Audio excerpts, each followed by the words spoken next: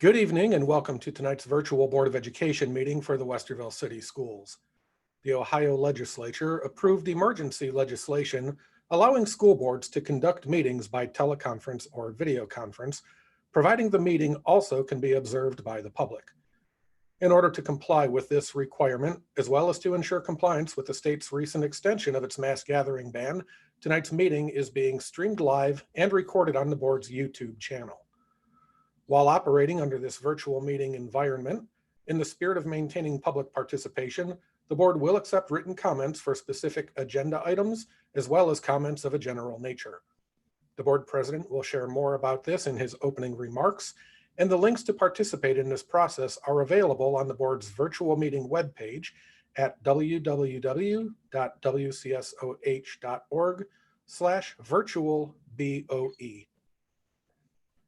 We see that the video stream is functioning properly, and so Board of Education President Rick Velardo will now call the official meeting to order. Thank you very much. Though providing an opportunity for public comment during a school board meeting is not a requirement, the Westerville City School District, WCSD, Board of Education believes it is an important part of its engagement with and accountability to the community.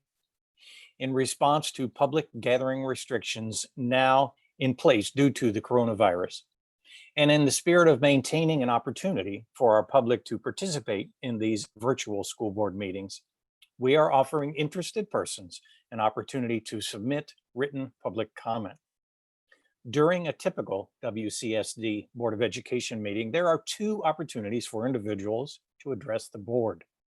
While functioning under this virtual meeting environment, the opportunity to submit public comment will open when the meeting begins at approximately 6 p.m. and close shortly after each public comment section is reached in the agenda. When submitting your comments through the provided forms, we ask that you please keep your comments professional, avoid the use of inappropriate language, and refrain from identifying individuals by name in the event of a complaint. You may use the following links to submit written comments for the board's consideration, submit a comment regarding a specific agenda item, and/or submit a comment of a general nature. All comments submitted become a matter of public record and are subject to release under Ohio law and the Federal Freedom of Information Act. As with in-person public comments made during a traditional school board meeting, members reserve the right to respond immediately or withhold comment in order to conduct appropriate research and follow up with the speaker at a later time. Thank you in advance for your understanding and cooperation. And with that, Ms. Marshall, would you please call the roll? Mrs. Altman? Here. Mrs. Davidson? Here. Dr. Nesterbaker? Here. Mr. Bell? Here. Mr. Velardo? Here. And if you are able, we invite you to stand and join us in the Pledge of Allegiance.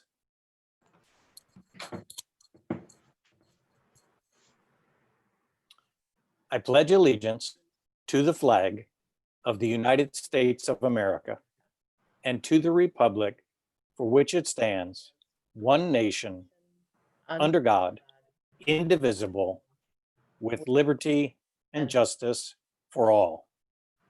Thank you.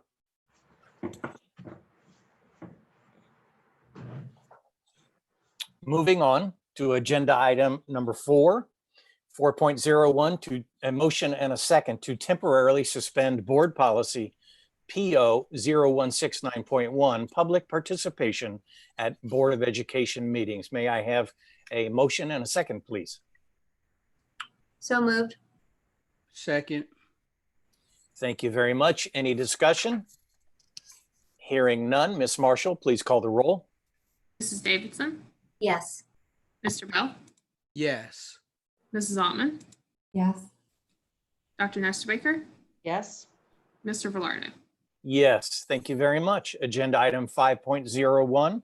May I have a motion and a second to approve the minutes of the virtual school board meeting on July 6th?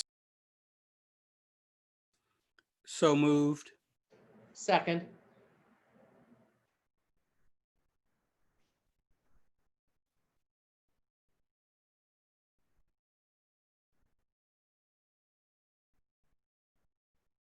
think Mr. Velardo may have lost service, so we'll want to. Am I back now? Yeah, you're back now. Okay, I should make this announcement. For some reason, I have been bumped off and brought back on a couple of times. So if I go out for any reason, our very able assistant or vice president, Reverend Von Bell, will jump in. But did I receive a motion in a second? Yes, President Yes. Velardo, Mr. Bell motioned and Dr. Nestor Baker seconded.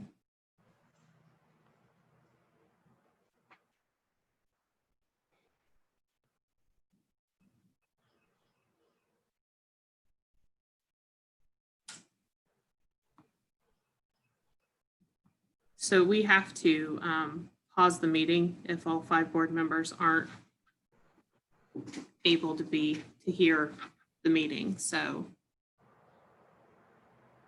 All right, so tell me what happened when I left. so I just mentioned that we have to pause the meeting if all 5 board members aren't able to hear the meeting. So if there's, I am back in now. okay, so Yeah, you're back now. So I'm back. we have a motion and a second on the. Okay, before I jump back out, let's vote on the motion to approve the minutes from the last school board meeting. Mr. Bell, Yes. Dr. Nestor Baker, Yes. Mrs. Altman, Yes. Mrs. Davidson, Yes. Mr. Velardo. Yes, thank you very much. Moving on, agenda item 6.01, the responsible restart plan and public response. I believe Dr. Kell, do I need a motion and a second for this? I think I do, right? Yes, please. May I have a motion and a second, please? So moved. Second. Thank you very much. Now, I believe Dr. Kellogg is going to share with us. I want it known to the world out there, I am not doing this on purpose. I intend on being in this meeting, but if I get clicked off, Reverend Bell will certainly jump in and do a great job. But at this point, Dr. Kellogg, would you jump in, please? Thank you, President Velardo, members of the board, and to those in the community that have linked into our presentation tonight, welcome. And I hope that the presentation we're about to walk through is helpful and informative to you with the questions you might have. I'd like to start before getting into this with some general thank yous, and I'm going to start in-house with the many, many members of our team and our board who have spent countless hours considering all of the various topics we're going to hit on tonight, trying to work carefully, thoroughly, efficiently, and accurately towards addressing the current circumstances and putting us in a position to open school successfully this fall. So thank you to the team. Thank you to the board for that. Second, thank you goes out to the community for their tremendous patience and engagement with us as we've asked and listened to their thoughts, to our staff who have been patient and thoughtful in providing information to us as well to help inform our decision. All of that work takes time to filter through, to weigh. And as I think we all know, this is a challenging time. And frankly, it's very difficult to find a solution that's going to completely satisfy everyone. So with those thank yous, a little context this evening, I'm going to walk through our restart plan. This is our remote learning plan that we'll submit to ODE to put on file after it's approved by the board. During the presentation, we're going to take our time. We will talk through the various elements. We'll use opportunity during the presentation and afterwards to consider the over 250 emails we got through public comment. Thank you to everybody who did that. That's extremely helpful to us to understand your thoughts and concerns so that we can hopefully move through this night purposely and make sure we are hitting on the concerns our community, both in-house community, our staff, and our families are feeling this evening. So I invite the board to ask questions along the way, look for clarification. And I have our team who have worked on many elements of the plan here to be here, to be available to answer some of those questions and provide input. So we will take our time. We will attempt to answer those questions, and when we get to the end, we will give the board the opportunity to act on the plan to move us forward. Next slide, please. So just a general statement. I think it's glaringly obvious that we all know the situation we're in changes rapidly and frequently. It's changing locally, state, national, international level. What we really know is that without a vaccine, we are really working through other means of mitigating the spread of COVID-19. And the school district, as a community partner, is tasked with trying to find a way to operate, much like our businesses are, in this environment. So we know it's difficult. We also know that some of the parameters we're going to have to work through are not easy for our families to manage at home as they try and balance children in school and their own schedules. So we understand that, and understand the inconvenience it creates, the stress it creates, and I know none of us are pleased that is the case. But we also realize that we have an obligation, our staff and students in the community at large, to make sure we're participating as part of Ohio's efforts to put us back on track and get us as close to normal as we can get. So with that, if you'd hit the next slide, Jill. I want to start with this question, which is a clarifier about what we're actually doing tonight. And I think there may be some community confusion over what actually is happening tonight. So this evening, I will be presenting the district's remote learning plan, which is much more comprehensive than simply the question of what model of schooling will we open the year in. We'll get to that piece, but this is a much broader piece about when we start school, which model we're in, what the health guidelines are, what policy changes were made. It's a much more comprehensive presentation than just simply the question over blended, which has been a big part of the conversation in the community.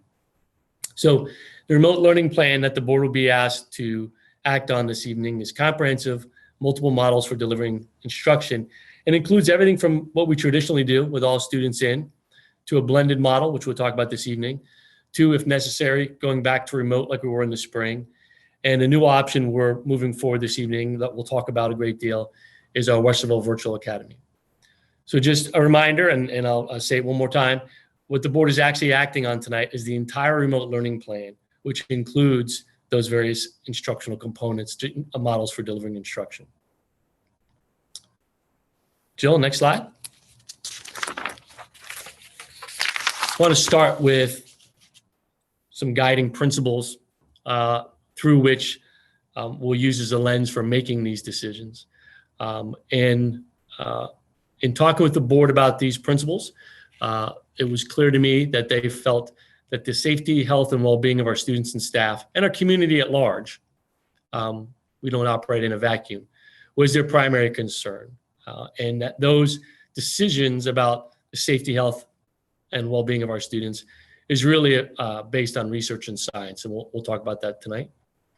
The second piece goes more to what our purpose is as a school, which is educational experiences of students.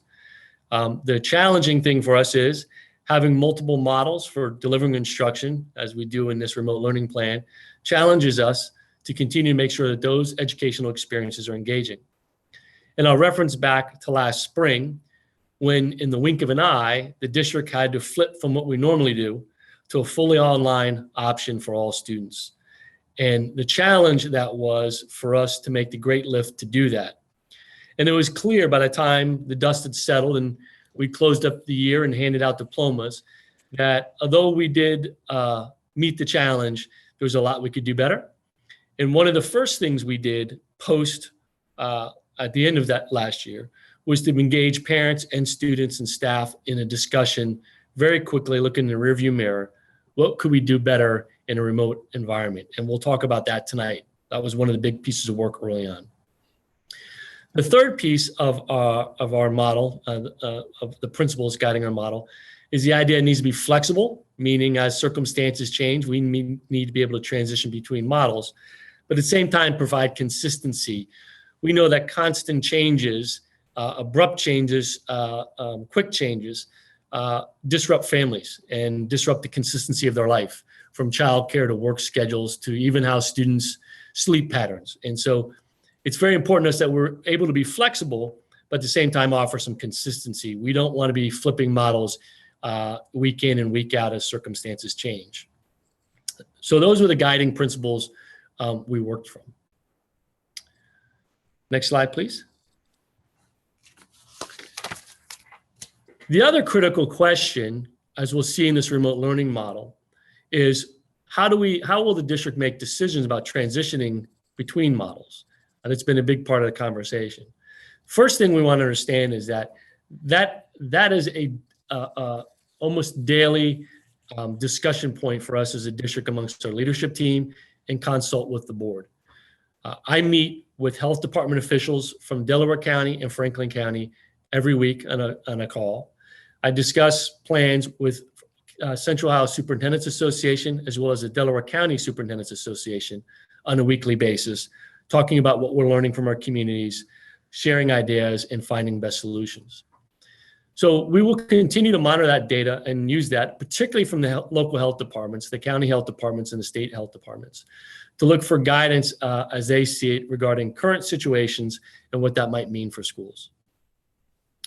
Second piece is there are times, as we saw in the spring, where we may just need to comply with orders on school operations. And of course, that will always be the case.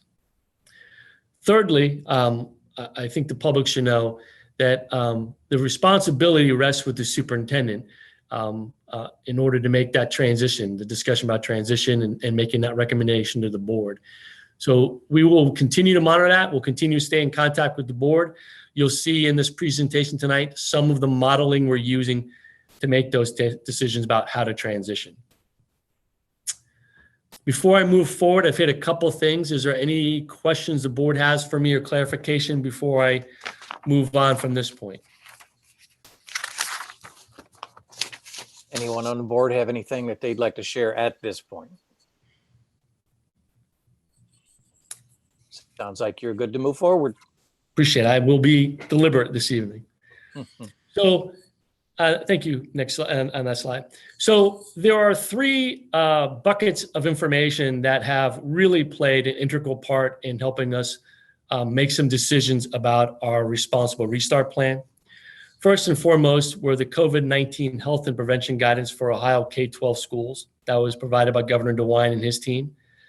That document, if you look at it closely, is based on advice from the Ohio Department of Health and the Ohio Department of Education. So research and science was used to build that model to provide guidance for school systems as it relates to health and prevention. There is next to nothing in that guidance related to actual educational components of the school model. It's simply health and prevention guidance for K-12 schools. And so we leaned on that very heavily because it has a research-based component to it. Secondly, we leaned on the planning guide for Ohio schools and districts from ODE, which provided more guidance, particularly as it relates to the educational components of running schools in this COVID-19 situation. And lastly, I know there's been a lot of discussion about parent input, staff input.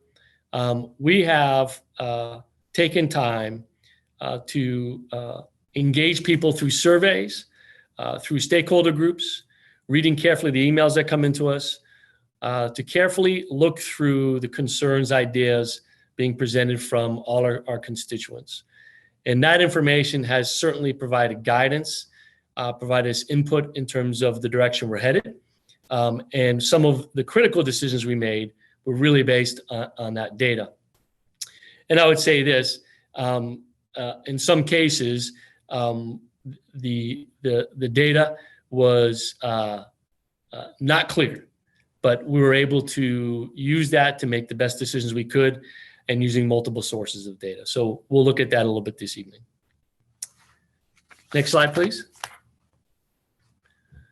So before I get into all of the elements, I want to start with this. We serve youth. The youth in our community are hearing all kinds of messages about school and all kinds of messages about their community, particularly as it relates to COVID-19 and health and safety. And this is a learning environment. This is schools are learning environments, and this is a learning moment. We talk about teachable moments.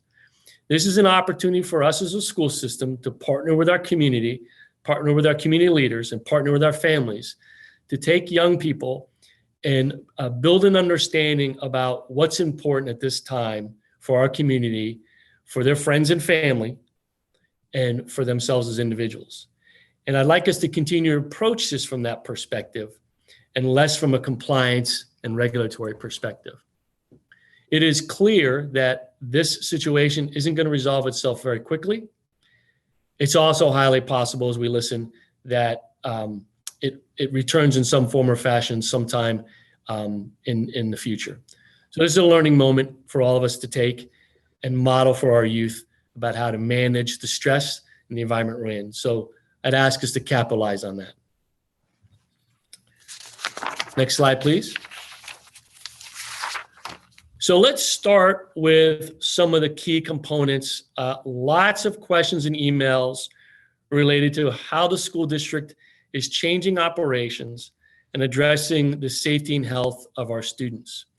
And so I want to hit on a couple of things, and in a minute I'm going to ask some of our administrators and our board liaisons to talk some more about this. But I really want to hit on a couple of things, and I want to start with this. I believe it's important for us to remember that this is a multifaceted approach, and it really begins with each individual. And if we're taking the steps that have been recommended, as I've outlined here, that have come to us consistently, these are the things each of us as individuals can do to protect ourselves and protect the people around us.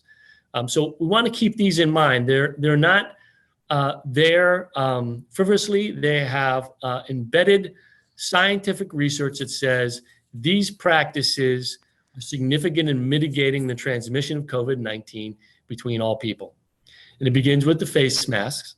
We will have this evening a district policy, and we also have administrative guidelines reflecting where we are with face masks.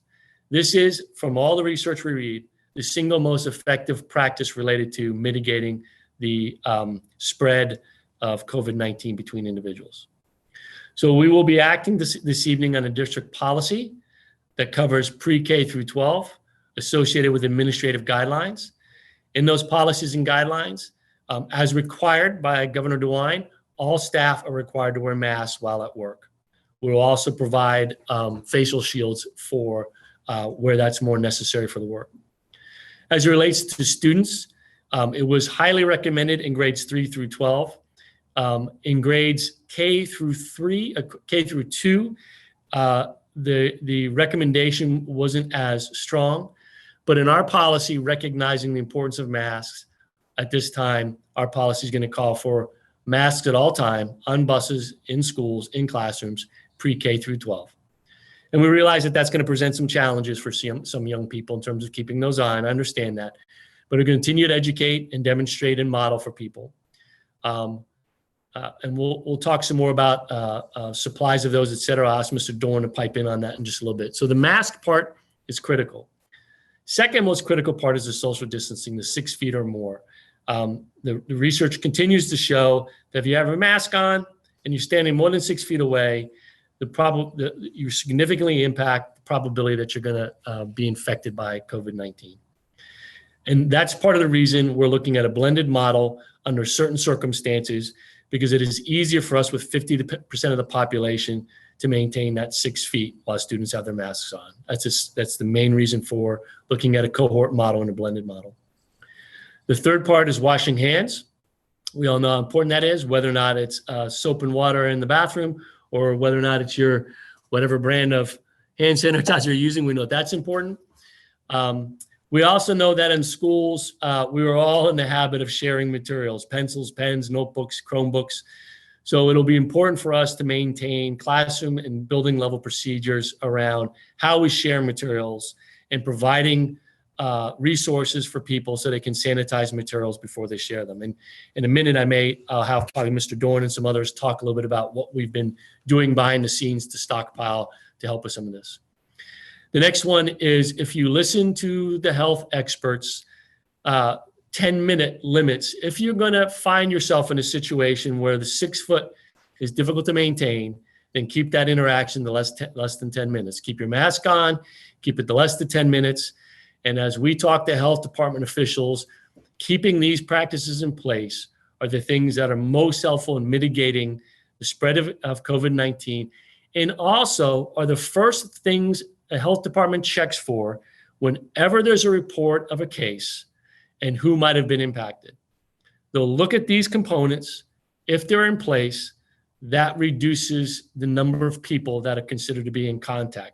So as a school district, we want to put policies and procedures and operations in place to do this.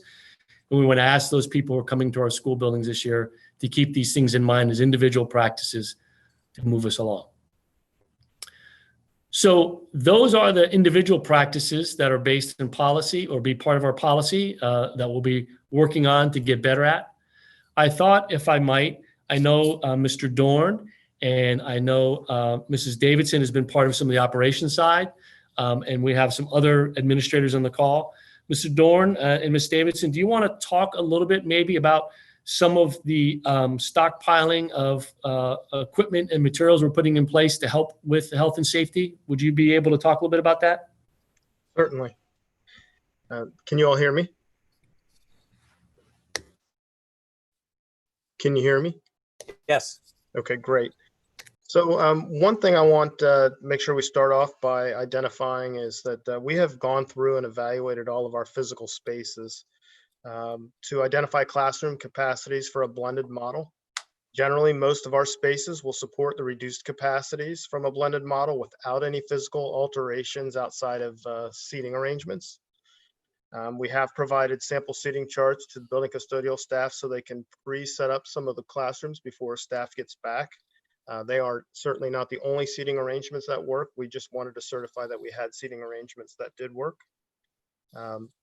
In the event we have an area where we can't meet that standard, we certainly will use partitions and other items to make sure that the spacing is appropriate. One of the things that we've done is we've increased the fresh air intake into all of our HVAC systems throughout all of our buildings. And when our students return, we will certainly maximize the fresh air in all of our classrooms.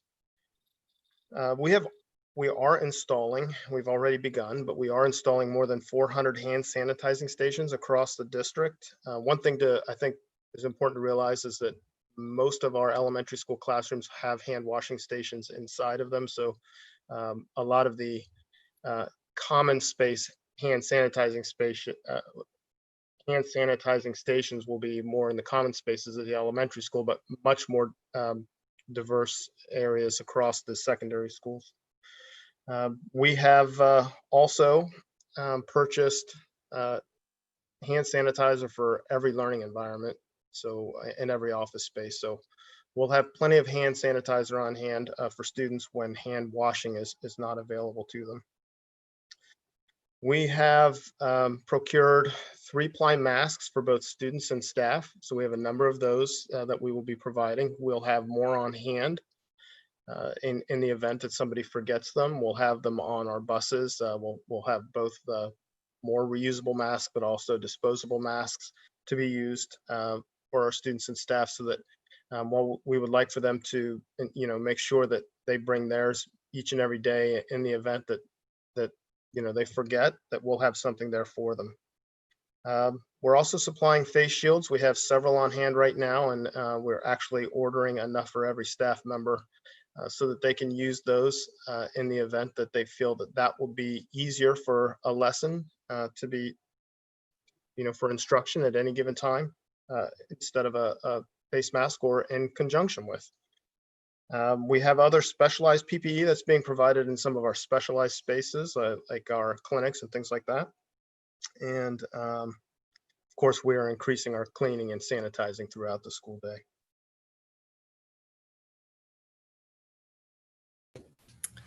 Thanks, Scott. I know your team has been doing a lot of detailed work and stockpiling all kinds of resources for us. I would ask if any of the board members who have been part of some of the meetings want to contribute to this part or have any particular questions around health and safety they want to ask at this time to clarify for the public or for themselves.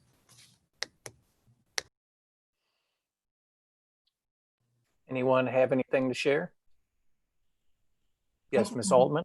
Sure. Question. Mr. Dorn mentioned increasing cleaning.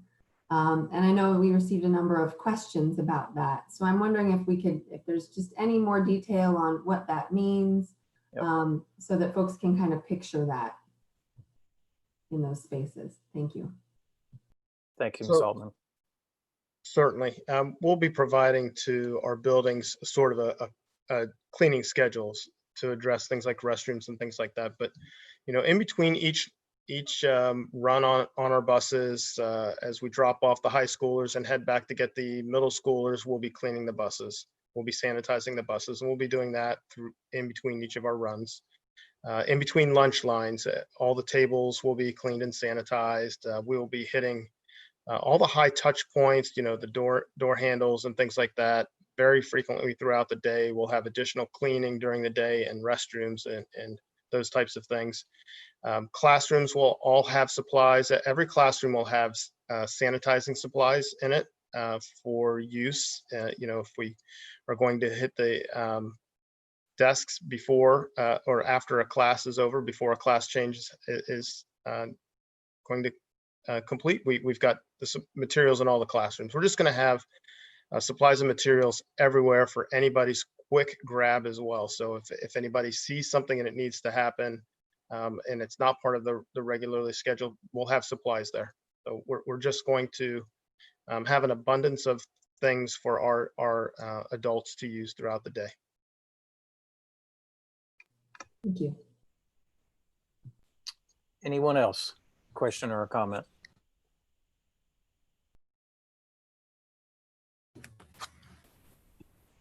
Hearing none. So I'd say this is one of those areas of where we're going to have to work as a school community. Our custodial staff, our maintenance staff work hard, have been working hard, and will continue to work hard to meet these expectations. But this is a place where we can all chip in a little bit more and pay a little more attention to each other and what we're doing in order to keep ourselves safe. I know our practices at the Kellogg House have changed as we think about these things. And we're all facing this in our lives outside of school. Coming into school, we want to think the same way. We're a community of people working and living and together. And so when it comes to cleaning, we just also have to be thoughtful and helpful to each other and not leave it for the next guy. So appreciate that, Scott. I know you guys have done a lot of work there as well. I think, Dr. Kellogg, I'd refer back to something you said just toward the beginning of this conversation. This reminds me, and I am not a naive person. I understand this will not work perfectly, but if this is truly a teachable moment, if this is a teachable moment, then at least our middle schoolers and high schoolers, and frankly, I think some elementary, can learn the process, can be encouraged to learn the process of, as you have come into this new space for your class, you wipe down your desk, and I can hear the challenges in the background from people who may be watching. I'm not being naive about that, but I truly want to see this as a community effort, and can we call upon some of our middle schoolers and high schoolers to participate, and as they enter into a new space, saying, I'm going to grab this sanitizer and I'm wiping down my desk before I sit there. I really do think there's some teachable moments here, and I hope people are not seeing that as naive, but as a practical idea.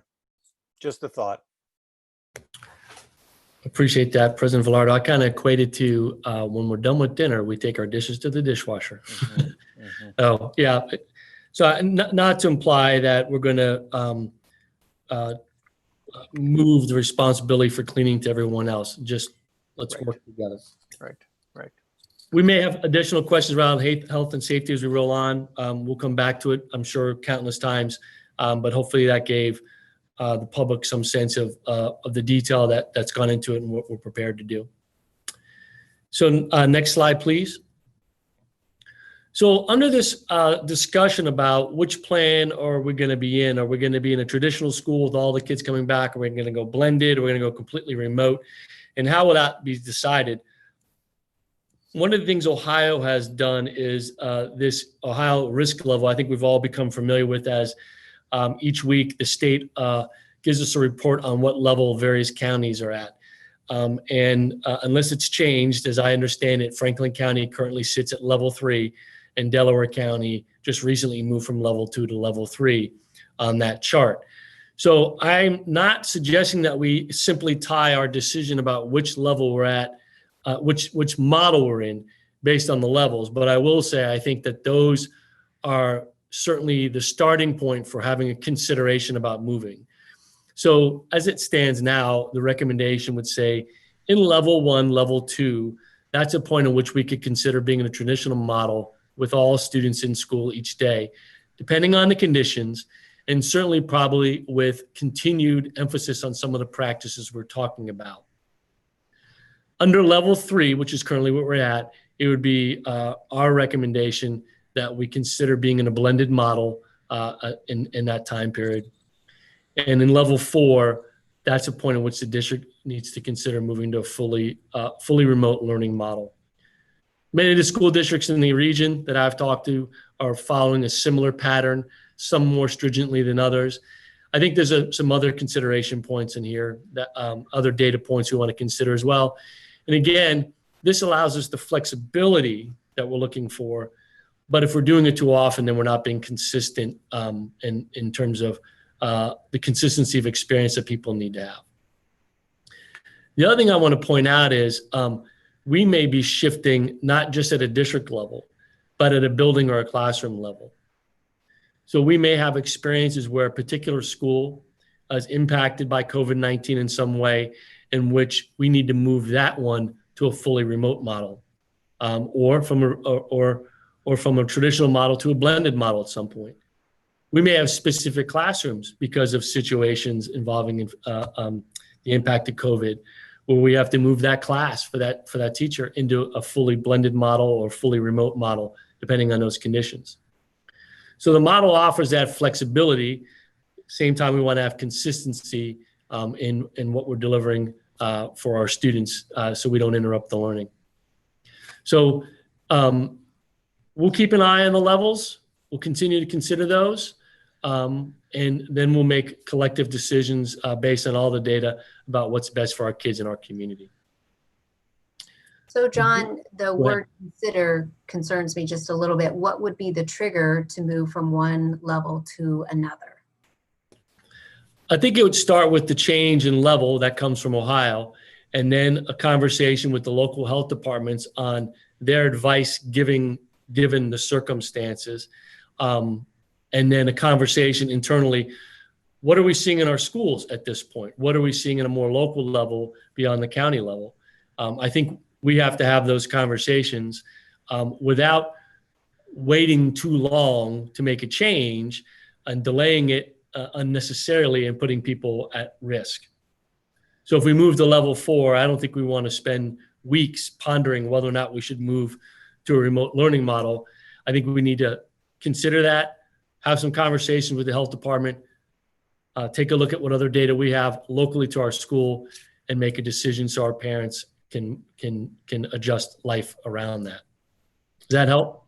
Yeah, so yes, very much so. So for example, what if Central has a outbreak? Would you consider just moving that specific school to a level 4 and do remote? Or would it depend on if it continues? What are you looking for there? I would say, so the county will get the ratings, but I would say if within our system, we see something going on in a particular school, in our conversation with the health department, whenever we have a case, a situation in a school, we're going to meet and we're going to look for advice from the health department to provide us guidance. That's their specialty. That's what they do. So if we have a situation, using Central as an example, where we have a event involving COVID-19 that leads to an upsurge in something going on out of that particular building, yeah, we may move that building to fully remote while the rest of the district remains in a blended model. We will then work with the health department in their efforts to do the contact tracing back to see who all has been impacted and how far, because we all know our students aren't isolated, our families aren't isolated to one building. So we could have a student who's at Central, who has a brother or sister at Genoa, who has a brother or sister somewhere else, and that's the lineage, or the buses. One of the important pieces I learned early on from the health department is for the contact tracing piece, record keeping is critical. So one of our practices will be to maintain good records on seating charts on buses and seating charts in classrooms. Because when you have an exposure situation and they want to do the contact tracing, going back to those 6 practices.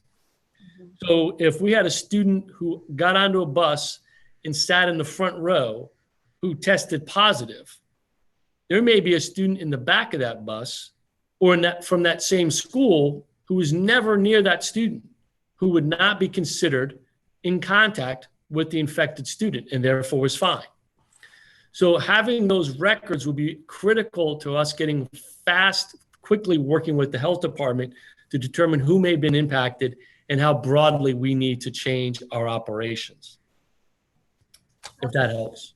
Yeah, very much so. So if a student tests positive, will we require them to get a negative test to come back?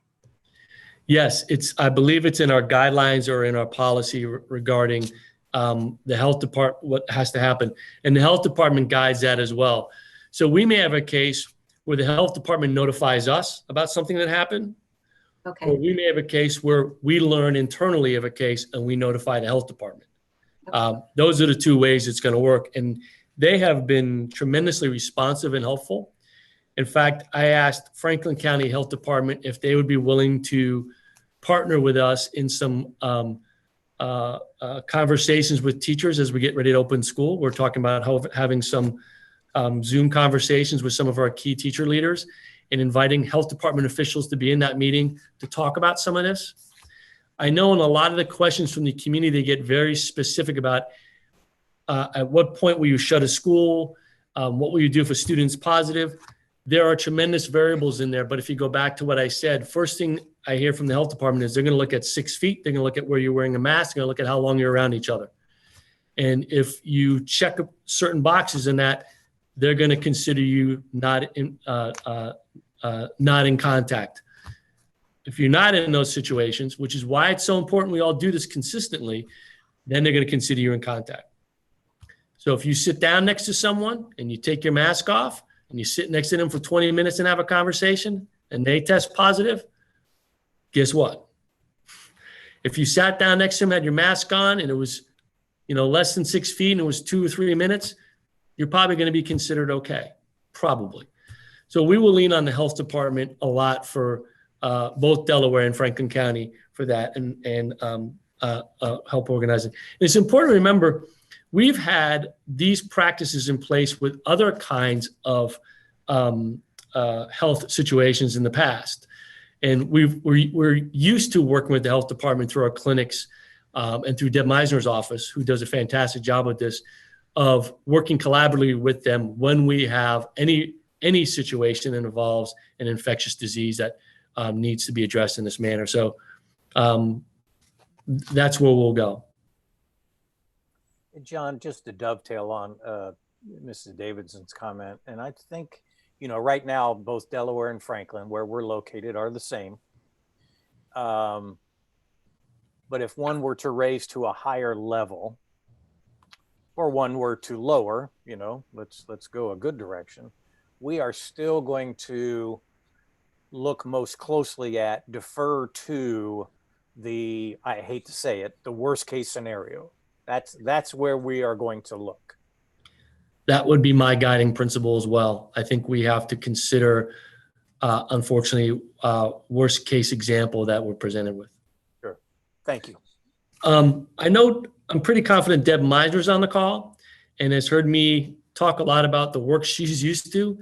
So Deb, if you're on the call, thank you. And do you want to add anything or correct anything to what I've said or from your experience? Thank you, Superintendent Kellogg. I agree completely that it's our health departments that we work cooperatively with. They know us. They work in concert with us to help guide what we do, and we rely heavily on following that guidance as they present it. Thank you. Thanks, Deb. I'm glad I didn't mess that one up. I appreciate you being here. And I know over the years you've formed strong relationships with those folks and with our nurses. So we have that two-way communication chain in place, and we're used to that. We know what to do. So appreciate that. So that's the starting point for how this might happen. If I could, I'd like to go to the next slide. So here's the big picture. In the remote learning plan that the board is required to act on, we are submitting a plan that offers a variety of instructional models we would use depending on where we are with COVID. And so they're across the top, and I'm going to talk a little bit about them, and I'm going to have some of my team talk about some of the components.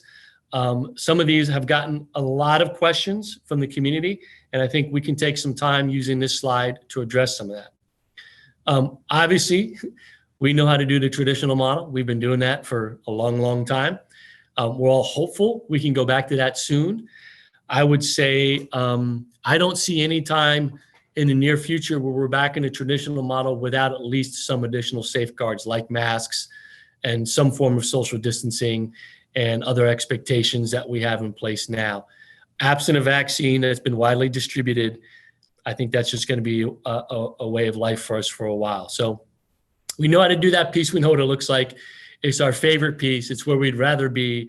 It's best for our families. It's best for our kids. It's best for our staffs. Unfortunately, in the current circumstances, I don't think it's the safest and healthiest model for anyone. Next model we have, this is kind of a stair step, is the blended model. Based on information from our staff survey, both of them, and our parent survey, and in conversations with the health department, we've opted to go with a blended learning model that has alternating weeks. We've shared that with the community. They know that's the model we're proposing. In this model, students will be assigned cohorts. We'll talk about that here in a minute, and alternate weeks of school. So in 1 week, they'll be in classrooms with their teachers and half the student body. The next week, they'll be working remotely with lessons provided to them from their classroom teacher. That week of remote learning is something we call asynchronous, meaning it will not involve their classroom teacher in live interaction with them through the digital tools. Why? Because the classroom teacher will be in the classroom teaching kids during the school day. So the lessons being provided by teachers can be both paper pencil and some of the many, many, many digital tools that our teachers have and are using as part of that. The part that I want to talk a little bit about here, and this is, I think, an important ingredient to our blended model. I appreciate the board's willingness to allocate resources, money, to support a plan we're working on with our teachers to provide additional support for students and teachers and families during those remote days of learning. A model that Paul Hopkins and Scott Reeves and Barb Wallace have been looking at involves hiring people who would be paid wages to be available to students who are in a remote model, to track to make sure that they're getting online and during their lessons, to answer technical questions. We heard that a lot from our parents from last spring, that the technology issues. We have a single platform as part of that plan, and to answer to some extent some of the content area questions as possible. So we're continuing to work that one. I would state, I have not heard another school district go that direction. Maybe they'll catch on, but I do appreciate the board's support of that. Then we have our fully remote model, which is what we did last spring. As I stated early on, we struggled in that fully remote model in the quick shift last spring and learned a lot about what works and doesn't work using a variety of tools. We got feedback from parents and teachers and students. And the academic affairs team spent the early part of this summer upgrading what we call our remote learning plan. We'll post that updated plan on our website here this week so people can see the components. In that model, our teachers would be providing both synchronous, meaning live interaction like we're doing now, and asynchronous. As I mentioned, this is not live, but with digital tools and paper and pencil. And again, we would continue utilizing those additional resources, staffing to support the students and teachers, even in this model during the remote days. Because what we learned last spring is it's a large lift for our teachers to continue trying to contact students and families to make sure they're engaging and on top of things. So I think we want to put an army of people around those kids in a remote environment to help them out. Before I jump to the virtual academy, and I know there's a lot of questions there, I thought I'd back up a little bit to the blended model. And maybe I know Nancy, and I think some of the other board members have been involved in conversations about the blended model, the upgrade to our remote plan, what that week in remote learning looks like. And I thought I'd like Barb and Scott and our board liaisons talk a little bit, maybe address some of those questions or ask questions about, or have other board members ask questions about the blended model and what might be there on their mind. So I'll turn that open for conversation. I know, pretty sure Jen Knapp's on the call and Cheryl Relford as well. They can also be available to talk about what we're doing to make this better, including teacher preparation. So I'll turn it over to other folks to talk about that.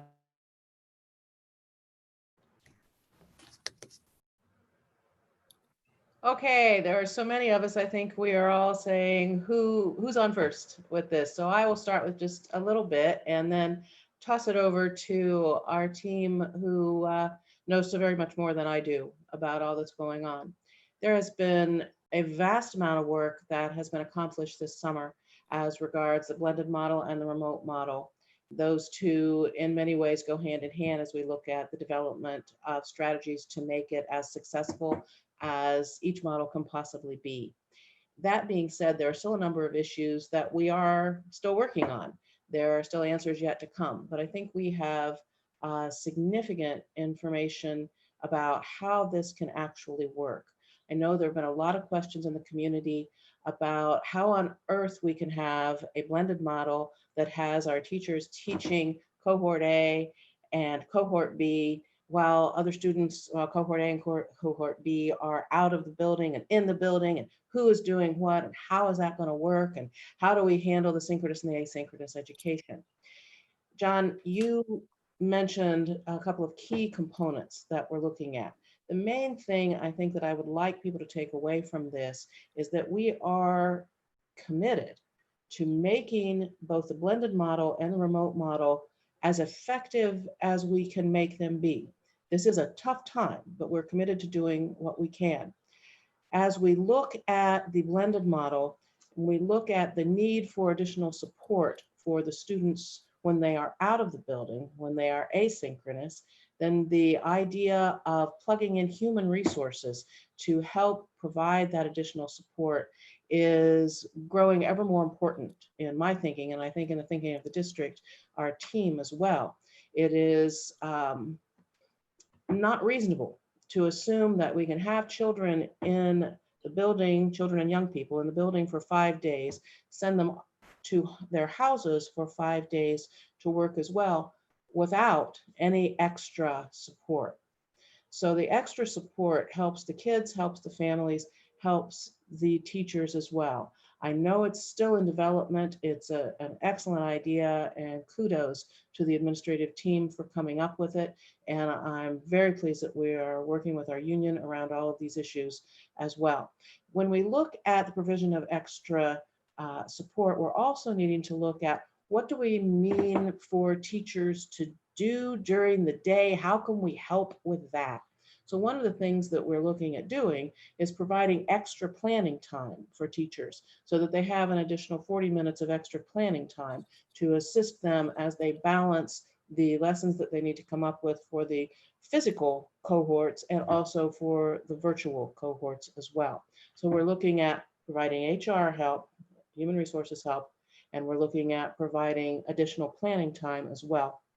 We're also looking at providing curricular support because we are asking students, families, our teachers to both participate in and to deliver education in ways that we haven't done very much of, except for the springtime. So as we look at curricular support, we will be looking at components that we can plug into, not only from all of those tools that Dr. Kellogg was mentioning that we are getting ever more adept at using, but also the components that I'm sure John will be talking about when he talks about the virtual academy, the ability to link some of the resources from the virtual academy to delivery of the blended model and the remote model as well. So there's curricular support, there's human resources support, there is planning support. And then we also need to look at the support for professional development. There was a lot of professional development done this summer and done very successfully. So we're going to build on that, use those same modules again, provide the opportunity to make sure everybody gets the training that they need to make this work. We learned an awfully lot in the spring. You know, we were thrust into that, as Dr. Kellogg said, in the wink of an eye. And there were things that we know we could do better. We had some serious rock star teachers out there. We also had some people who wanted more help from us. And we have been looking for the last few months at how we most provide that help in ways that matter most to teachers. And also, how do we provide the most help to families in ways that makes the best sense for their students? Because what we're looking at is education that isn't just happening in the building, but education that happens whether you're in the building or whether you are remote at that point in time. We are looking, as we look at our remote model and as we move into discussion of the virtual academy, we're looking to be sure that whatever happens with remote learning is fully apprised of our curriculum, fully a component of our curriculum, fully tied to our curriculum, fully tied to Ohio standards. We're not looking at disemboweling the Westerville education. That's kind of a medieval word to use, but we're not looking at cutting our education apart. We're looking at finding additional ways to provide a strong education, as strong an education as we can provide in these times. And with that, I will ask Barbara and Scott and Jen and Cheryl to fix whatever I said that wasn't accurate. Yeah, Scott Reeves here. Dr. Nestor Baker, I thought you did an outstanding job walking through our commitment to support our staff in this blended model. And you know, you have to remember, this is not what we were built to do. We were built to interact with children every day in person and build those relationships and foster those aspirations. And so being committed to providing those supports is something that we focused our summer on, and you hit on those. And we were committed to providing extra time for our teachers to reach our virtual students and have the time to develop very thoughtful and very impactful instructional lessons for them, as well as exploring human resource support for them, curricular support for them, as well. And Dr. Knapp in a moment can talk about some of the training that teachers went through this summer to make sure that in the virtual environment, they're still providing very, very high quality instructional practices. Same with fully remote. And our plan is nearly, the substance of it is complete. We're kind of putting the polish on it. And I say that to say is that we had our plan together, and Barbara Wallace and Dr. Knapp and Cheryl Redford and I and a team of teachers and administrators this summer worked very hard to improve the experience in a 100% virtual environment that we had this spring. And as we finalized our plan, we shared it with parents. And many of the parents who sit on the parent council gave us some incredible and thoughtful feedback. And so we're going to go through that feedback this week and see how that can make the plan even better and finalize it, because in the unfortunate instance that we have to move to a 100% remote environment, be it as an entire district or just certain buildings, we want to be prepared and have a very high quality process in place. So with that, Dr. Knapp, if you want to talk a little bit about maybe some of the resources that teachers have in the professional development, and then Barb and Cheryl, if you want to talk maybe a little bit of what that looks like for the elementary students.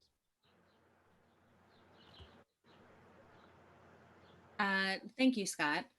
So over the summer, we have had a lot of teachers participate in, well, first, as many of you know, we are using iReady in middle school as a diagnostic for ELA and mathematics.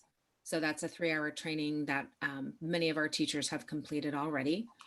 And then we've had a course that we named From Surviving to Thriving in a Digital Learning Environment. And that takes you through components such as creating a sense of community. The feedback when we asked our teachers for the goals of the course, that's really what rang true to them, is how do I build this sense of community in an online environment? So that was the first one. Supporting the modern learner was the second, talking really about the diverse needs of our students. Also a component in there on culturally responsive teaching. The next one was supporting social and emotional health.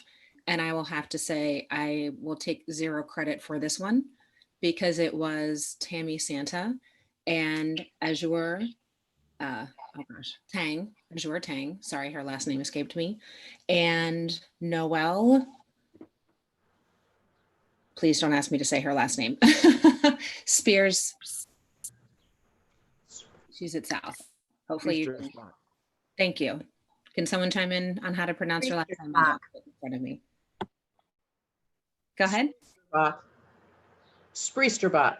Spreesterbach. Thank you. I don't have it in front of me. When I see it, I can read it. So I apologize for that.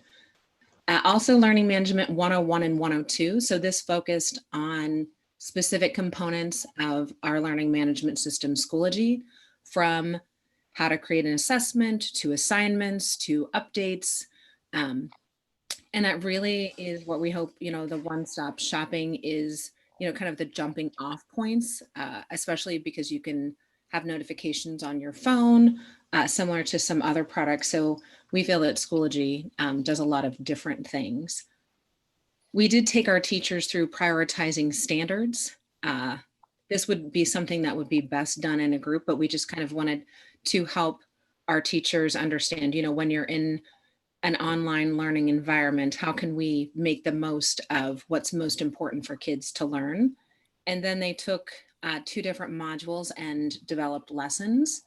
And then in the last module, they were developing assessments, all in Schoology.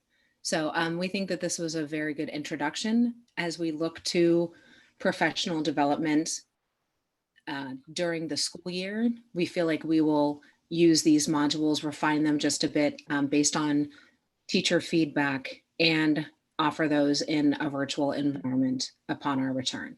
So that's kind of our initial thoughts on professional development.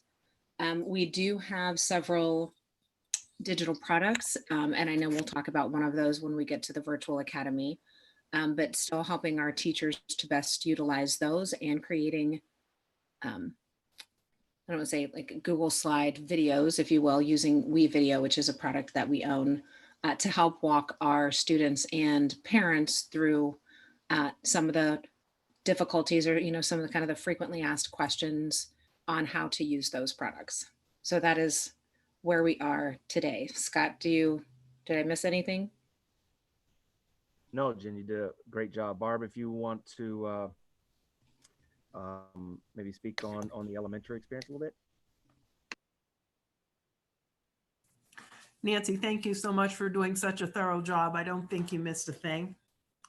Just want to, one of the things that we're doing at the elementary level that's a little bit different is we will be doing iReady and using the instructional component of that product also, not just the assessment part. We thought it was important at the elementary level to have a digital product that aligned to the standards. that could pick up a little more of the meat for us if we had to go to a blended or a fully remote product. Our teachers have been exposed to training on that this summer, and those trainings will continue into the fall. We've had a lot of professional development that I will let Cheryl talk on. She'll do a much better job of talking about what those particular things were. There's been a lot of work with a lot of people in it. And while I wish we didn't have to do this, we've done so much that I'm actually excited to try to work it out. There's a lot of good education in both our fully remote and blended model that I'm kind of excited to get to actually see in. Cheryl, could you talk a little bit about the classes that we offered our teachers this summer? Yes, I will. Thanks, Barbara. And thanks, Nancy, for always representing us well. We appreciate your input in the committees that you've been a part of. With an elementary, in the board update, I did include the link to our Schoology course. So I'm not going to go through all of the different courses that we embedded into that elementary Schoology course. For elementary, however, the learning curve for us this summer, it wrapped around the idea of moving to the one platform, which would be Schoology. And we're trying to create opportunities for teachers to learn how to use Schoology before the fall. So in our course, we call it our Westerville Elementary Professional Development Learning Series. There are opportunities for teachers to learn and participate in iReady training, Schoology training, all of our digital products that we have available at elementary.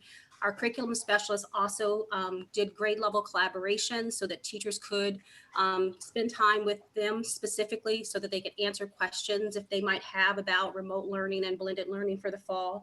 And then we did offer open office hours so that teachers could have some one-on-one support. Rachel Lacey has done a really good job, whereas if teachers are reaching out to her and asking specifically how to create their Schoology courses, she has done a phenomenal job giving teachers one-on-one and some small group support. I'm really proud of the work that our team has done. We've all been involved in all of the remote learning collaboration discussions all summer, and we've got a lot of great things going on for the fall. I do want to say to the superintendent and the board, thank you for the adjustment with the pushing back the start date for students, because that's an opportunity for us to create professional development that will be purposeful and meaningful for teachers in the fall. So thank you for that. So I'm sure board members have questions, but I'm gonna start with this one because this was #1 last spring. I've heard you talk about all these digital products. Someone explain to me where we are in terms of a single platform.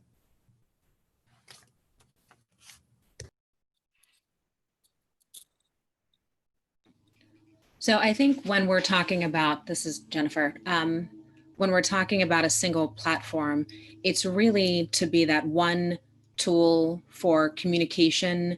And I kind of alluded to it earlier, a jumping off point for parents and teachers.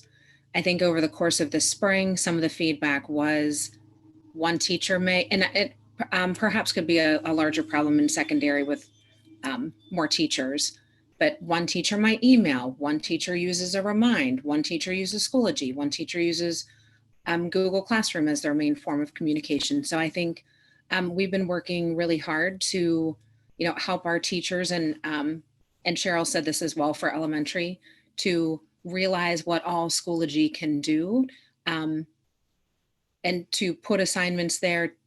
Parents can see it very easily, but I think those have been primarily the conversations that we've had around the one platform.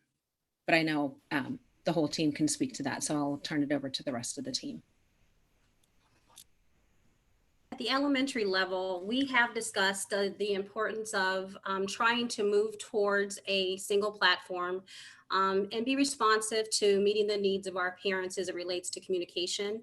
And I'm going to be honest, at the elementary level, we had very few teachers who were using Schoology. So our professional development area of support has been to help them figure out how this platform works and how they can continue to use some of the things that they have used and used well, but yet starting with Schoology. And so I think once teachers, I do think that as a district, we probably want to put something out that simply says that Schoology is where we are going to start and build out with all of the other resources. Elementary teachers are really concerned about the thought of if they move to Schoology, then they might lose access to some of the other digital products or platforms that they've used in the past. And we've assured them that that's not the case, but we are going to work to help them intertwine those various products so that it makes more sense for the end user, which are parents and students. I have a couple other questions, but I'm gonna open it up to board members or anybody else on the team who wants to comment. Either we'll come to the academy in a second. I just want to hit a couple more things on blended and fully remote. I think Ms. Davidson, I think you have a question. I do. I have a couple. So thinking about the planning time for teachers, also thinking about IEPs and 504s, worrying about teachers being able to plan for the next week, worrying about families getting what they need as far as that conversation about their child's needs. What are our plans for that to not take away from that planning time?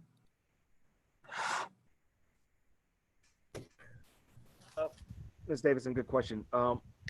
We are adding to the planning time, so we're adjusting the student day to provide an additional planning opportunity for teachers. They are not losing their original plan time.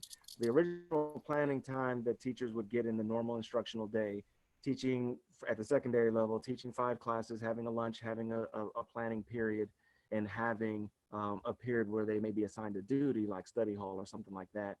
Now they will have 2 planning periods. And so they will have double the amount of time that they would have ordinarily had to do those planning activities, if that answers your question at all.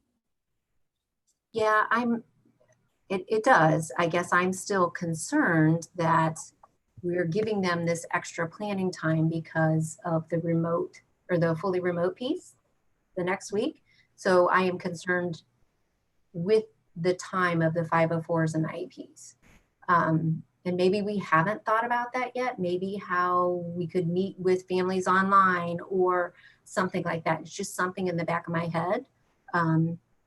Participating in many IEPs with my own child. So, and knowing the amount of work that has gone in with our staff. I'm also wondering about, and maybe this is a question for when we talk about the virtual academy, but when we talk about some of our programs, for example, magnet programs or the gifted program, what if most of the families choose the virtual academy? Will those programs still be there? I don't anticipate eliminating any programs that we currently run. I've heard from 2 school districts who are already in the enrollment process for their virtual. I think it's Columbus and Hilliard, and they're both at about 1,000 students right now. So we'll take that as it comes. I wanted to ask specifically on the fully remote plan. There were a couple of important questions that came up that I want to hear from the academic affairs team, how we've addressed it. And these are kind of, they're easy, but they have huge implications. One was related to grading practices, because if you recall what we did on the remote in the spring, we went to a pass-fail model. 2 was accountability for attendance. Students, when they engaged, if they engaged, how frequently engaged. Those were 2 big ones from teachers and parents. And I know that was part of some of the thinking in developing the remote. Oh, and the third one on the remote was the balance between teachers providing live interactive lessons with groups of students and teachers providing content that students would work on absent of the teacher, and the variance that parents saw between teachers. So I know we did some work in those areas. I thought maybe Scott and Barb and Cheryl and Jen might talk a little bit, hit a couple of the specific changes we made to address those really concrete issues. So Dr. Kella, can I finish asking my questions before we move on? I'm sorry, Ms. Davidson. Yes, absolutely. I'm sorry. Go ahead. Okay. I wanted to hear a little bit more about the iReady. If Cheryl could give us a little bit more information about that tool. Yes, I'd be happy to. So, Mrs. Davidson, the iReady for elementary, we're using the diagnostic, and so students will take it up to 3 times a year. And then on that program, they've given us an additional option of using the instructional components. Summer school teachers have used both the instructional components throughout the summer, and the feedback we're getting is that students are making positive gains, and it's very interactive for our students. Students, iReady will support students in the area of reading and mathematics, and it aligns with the diagnostics that are administered during the year. It does a really nice job of providing personalized instruction for students based upon their data and their areas of need, and it allows them to work at their own pace. And so that will be a part of, regardless of what model we move forward with, it will be, students and teachers will have access to that throughout the entire year. Okay. Okay. Thank you. You're welcome. Thank you. I'm done. Can I just add one more quick, very broad comment? Tracy, you were raising concerns about IEPs and 504s. I'm not going to address that specifically, but I do want to let the people who are watching know that there is a lot of talk, a lot of work, a lot of thought, a lot of ferreting out of information around special education in general, as we look at how we are best going to serve those children and young people, how we're going to meet their needs, both in person and should it have to be virtual. And obviously incorporated in that would be discussion of the IEPs and 504s. So I don't want anybody to think that that work's not going on, because it most definitely is. Can I ask a question here? As we look at the 2 models we're discussing now, the blended model, well, let me start with the blended model. As we consider the blended model with alternating weeks, 1 week in class, 1 week remote, can you talk a little bit about teacher safety and concerns in terms of what are we doing specifically to ensure the safety of teachers and staff in the classroom because of their increased level of possible exposure. Can you talk a little bit about that for me? I would say, going back to the earlier slide regarding health, it begins with those 6 components. We will have a mask policy that requires masks in the classroom for all students and staff. Our policy builds in what we call mask breaks, so our students will have that opportunity based on what we know about exposure and with advice from the health department. So those mask breaks have a structure to them that a teacher can use. Essentially, every other student, so they're far apart from each other, can take their mask off under teacher direction in the classroom for no more than 10 minutes. There's that 10-minute mark. And then that's followed with, let's wipe down our desk and move on. So we'll have that plus the teacher gear and all the cleaning components that come with it will all be part of our standard practices. Does that help? Mm-hmm. Okay, so when you say teacher gear, what does that mean? As Mr. Dorn said, we're providing them with masks that we've purchased. We always encourage people to bring their own masks. First of all, they've become a very fashionable thing to do for people. So we encourage people to have their own masks, but we are going to provide them for students and for staff. We're also, as Scott mentioned, purchasing those plastic facial shields because, as we all know, we want our students to see our teachers' smiling faces when they're working with them. It may be in some cases with students, it may be necessary for our students to use the facial shields as opposed to the mask, depending on the instructional activity or depending on the particular individual student.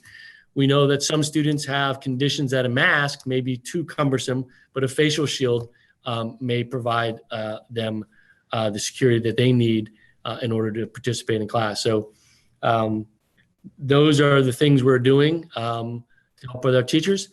I know as in some cases we have, as Mr. Dorn was referring to, sometimes we have small group learning environments that will require room modification. That may be shields at a teacher's desk or on a student's desk, whatever modifications we need to make. And what I anticipate is as staff hit the ground and start to look at their rooms and consider what we've put in place for them and what we're recommending, they're going to bring us some solutions to some of their unique problems. I also know some of them are very creative and will probably apply their own solutions. So we want to continue that two-way communication to make it as safe as possible for students and staff. So we have a beginning point. We'll buy some time to see what else we can learn. And as we go, we'll just continue to work on getting better. Okay, thank you. Another question, with all that we are asking our teaching staff to do in terms of changes and adjustments that will need to be made in, everything from their scheduling to the way in which they deliver instruction. Are we allowing enough time before the start of school, before the students start, for our teachers to get the professional development that they need in order to be effective once students enter the picture and enter the classroom? That's a great question, Mr. Bell. And in fact, once we move past this, we're going to move into the opening dates. So if you wouldn't mind, we'll hold that one aside because that's our next component is the start date and the start time. So if you don't mind, I'll hold on that one for a minute. Okay. Okay. And then one last one, as we're talking about these two models, also want to ask about devices. And so as we go blended or begin in a blended model, if there is a need to go fully remote, some parents are asking and some families are concerned, do we have enough devices? Do we have enough computers? Do we have enough Wi-Fi hotspots to be able to meet the demand and the needs of our students? That was one of the questions after. So yes, we've had discussions about this. So what we know is we have a large number of devices that are still in households of students who are going to be returning to school. We also know that many of them are going to still need those devices in either a blended model, a fully remote model, or if they opt for the virtual school. So we're putting plans in place to offer those families the opportunities to keep the devices they have. If that device has run its course, because there were some of the older ones and needs to be replaced, we'll have a system by which they can bring that in and swap it out. And we'll work with our buildings to then determine what other students still need devices. And we'll look at, during the enrollment process for the virtual academy, the question of do you need a device, do you need a hotspot will be part of the enrollment piece. So like we did last spring, except for this time much more succinctly, through the schools, we will have a plan for allocating devices to students. Ms. Marshall was very helpful with Mr. Lewis in our technology department. As you recall, some of the devices we gave away last year were devices that were up for refresh. He has the refresh money. We are seeing in the marketplace that there's a pretty long delay on delivery of new devices. But we believe between what we have on carts in stock, what's already in families today, that we can meet that gap and ensure that whether we're blended, fully remote, or for students who go virtual academy, we'll be providing them the technology and the hotspots they need in order to access their learning. Okay, thanks. Just a quick, perhaps comment.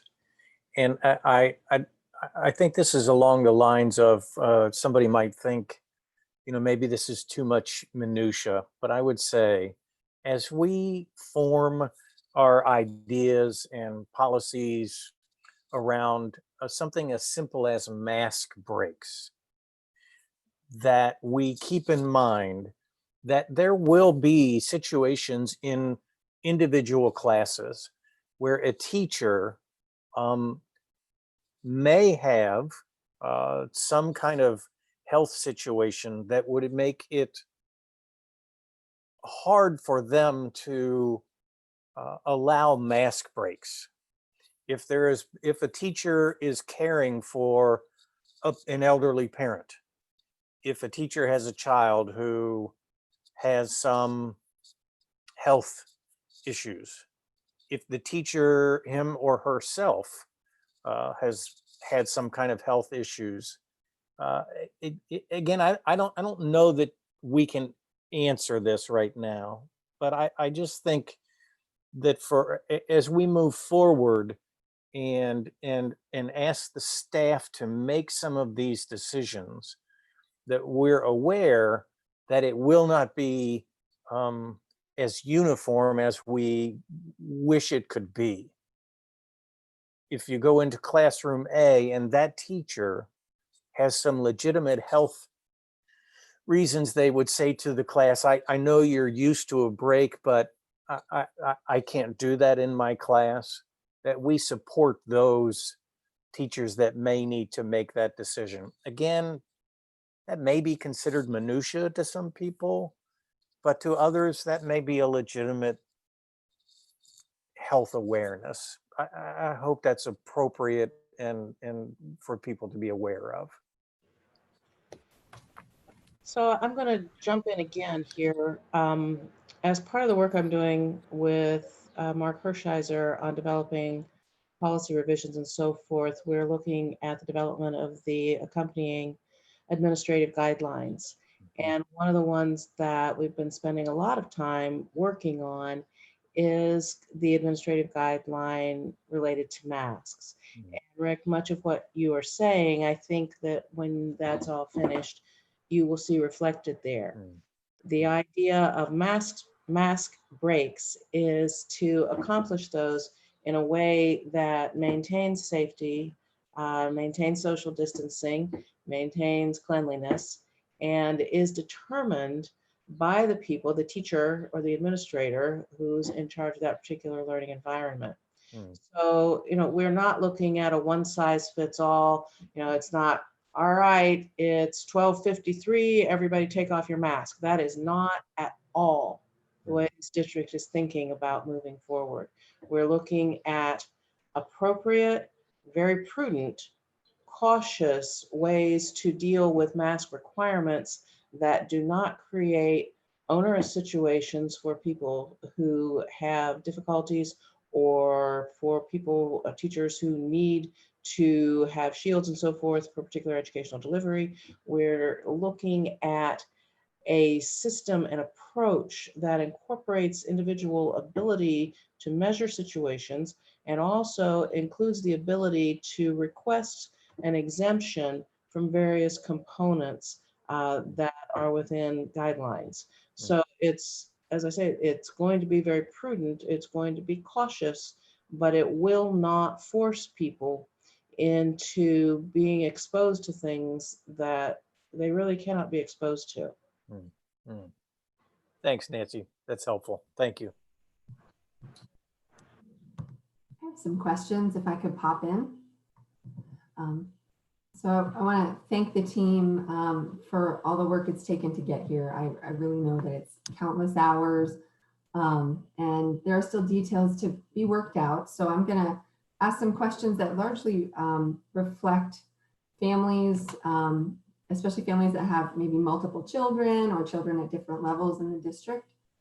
One of my first questions though is actually secondary specific. So I just want to ask on the coursework, whether we're in a blended or a fully remote model, whether there will be any change to the coursework. So if a student signed up for X, Y, and Z courses, they indicated those preferences, will any of those courses be disappearing given our current situation?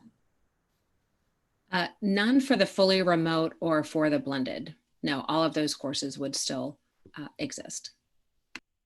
Okay, thank you. And so the virtual academy, I realize we haven't really talked about, and that's a different situation. So we'll get there. I wanted to just ask someone if you can walk through Schoology with me in terms of having multiple children using that platform, because I just heard so loudly from parents. I experienced it myself with, I think, 15 or 16 different teachers among my children in the spring. What does that look like when you log into Schoology and you have multiple children? What's available for you right in front of your face? If you could just give me a couple minutes on that. Appreciate it. Sure, I'd be happy to do that. And we do have something back when we did parent prep. Lane Halterman, who supports the high school students currently, high school teachers, I should say, and students, put together a slideshow that we are working to modify to make it a little bit more accessible and, not having Lane there to kind of answer those questions. So that's something that we're working on. But when you log into Schoology, what's helpful is it has a parent feature, or it has a parent login that our other platforms or Google Classroom, for example, does not have. It is also great, and this became new kind of like November of last year, so we didn't switch it. But over the summer, or right now, I guess I should say, parents will be linked automatically to their students, so they wouldn't have to, before it kind of, it just didn't work as efficiently as it should, and now it does. But for example, Lane has three children, and they're all in separate buildings.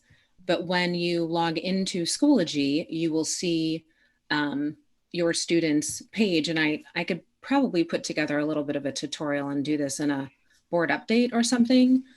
But it shows you. So I'm in the Schoology course right now for our course, and it shows you all of the upcoming assignments in one column all the way down, and then those are linked, so you could click directly to that assignment. So you can see, hey, for this week, I used to teach 8th grade social studies. So if Lane's child was one of my students and I had the coursework for the week, that student would be able to see all of it. And then as you scroll up to the top, there's a little blue bar, and it has the student's name and an arrow, like a down arrow. So you would click the down arrow and then be able to click on your other student and then see the same thing. So it's very accessible in that way. You're not kind of logging out of Schoology and then logging back in with another to look at another student.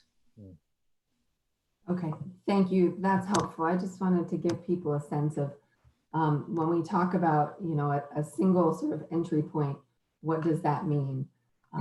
So thank you. I think the visual is helpful, and I would love to see a board update sometime if we have space for that, where you walk through that a little bit so we can really help our families use Schoology to the best of our abilities.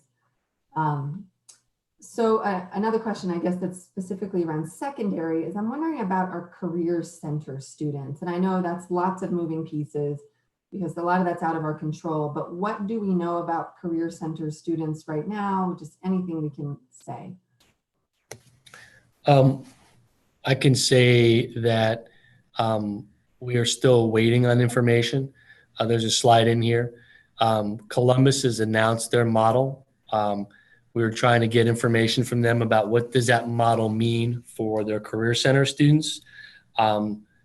Career Center programs, many of them don't function well in a virtual environment. Automotive technician, for example, doesn't do really well in a remote environment. So we're waiting on information from Columbus. We talk frequently with Delaware. I meet with Delaware area Career Center once a week. They are working on their model and expect an announcement in end of this month. I anticipate those programs being up and running, and for our students it'd be a similar thing. It may be in a blended component for those schools. But we'll have to see what they bring forward. I'm not hearing that they will not offer those programs. I think they're trying to figure out the best way to offer those programs. So we'll continue to communicate with them and share that information with our students. Okay. Thank you. Appreciate that. And then one last question, which we may get to more when we talk about the virtual academy, but under blended, you mentioned that, let's see, where is it? Students are assigned to cohorts in an alternating week. And I know there have been a lot of questions there about, so first of all, would students in the same family be assigned to the same cohort? And then secondly, if you have multiple students, you know, could you elect the Westerville Virtual Academy for one and you're sending the other one blended? Like what are the family options there? It was the number one question in the 250 some emails that we got. So yes, our splitting of families, which is currently underway, will keep families together. When we release soon, and I wish it was this evening, when we release soon the cohort assignments, there will be a process we'll have in place for families to petition if they want to make a change to their day. Can't promise to always be able to accommodate that, but we understand we need to work hard to do that. Yes, you may have a student within a family that you enroll in the virtual academy, and you may have a student that you keep in their regular school.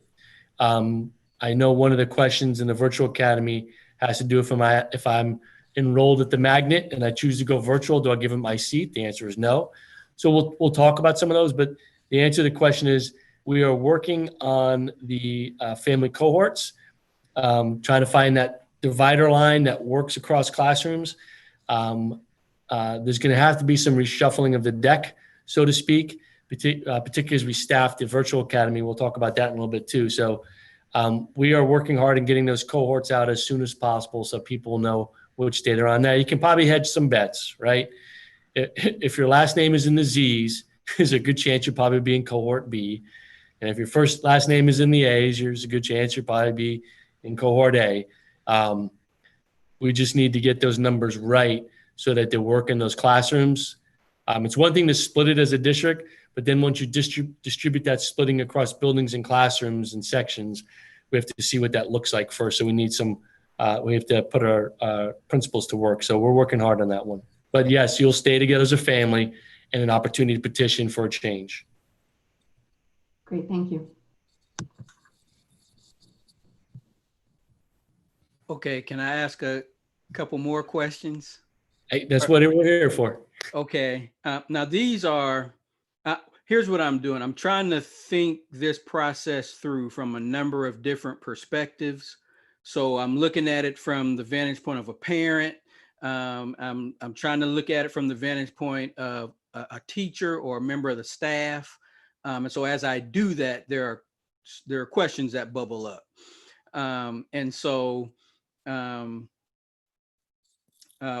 So if I'm a teacher, if I'm a member of the staff, and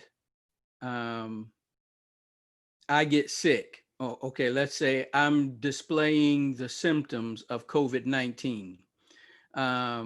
Okay, can you walk me? Have we gotten to the point where we have a process and we know what that looks like? So I'm feeling symptoms, so I'm responsible. So I don't come in, okay? I go get tested.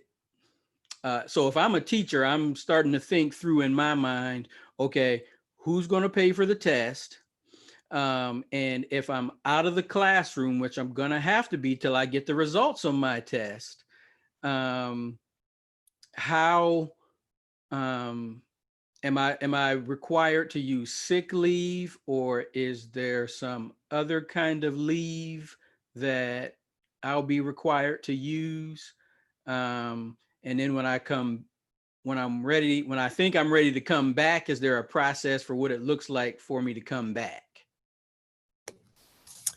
I think we can I think there's two people on the call who can probably help with that. I'm going to turn to Dr. Hopkins first to talk a little bit about the leave side of that. Paul, you want to talk a little bit about that? Sure.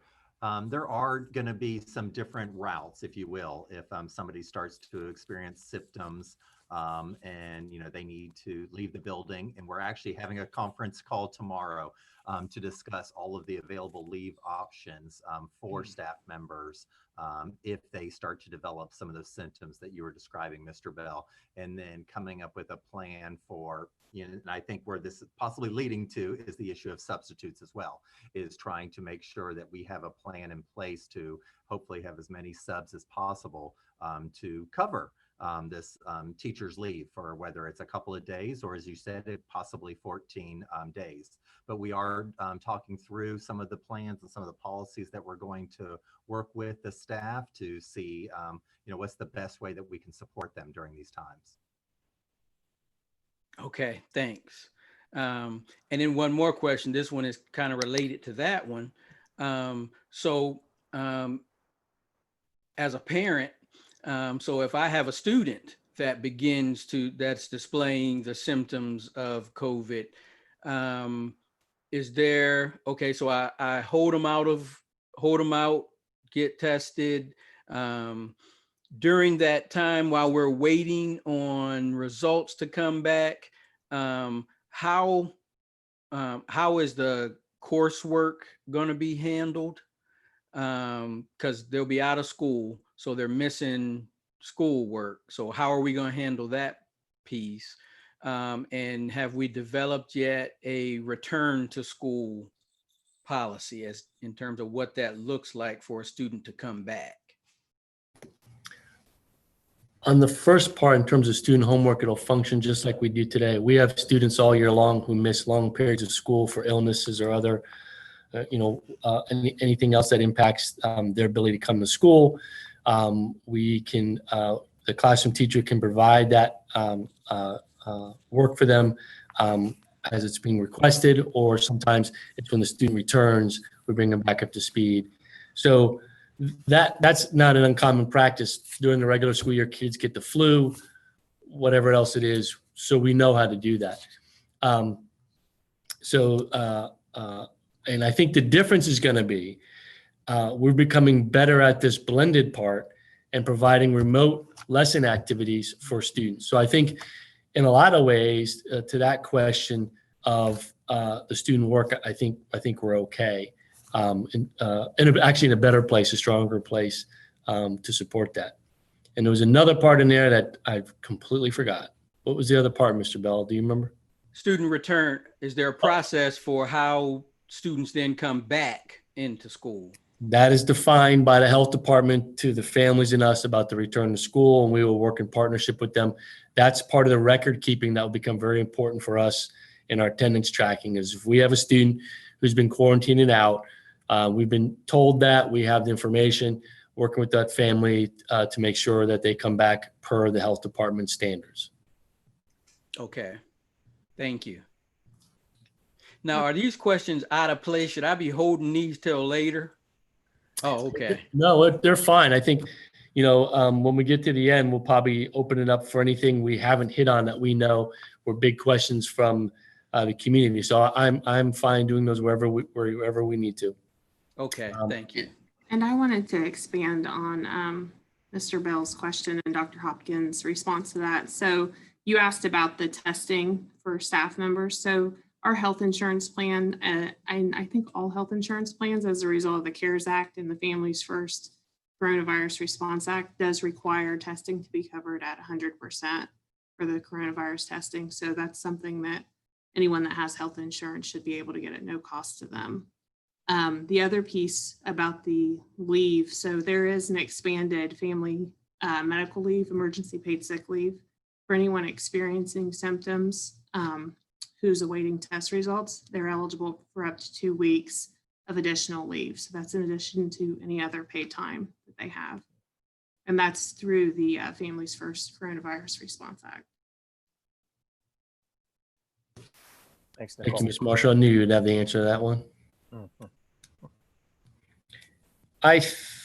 unless you guys have additional questions, I think we've really given a good look at the blended, the fully remote, and the components. Is there anything else in there you want to ask about? Because I don't want to move you too fast before we hit on the virtual academy.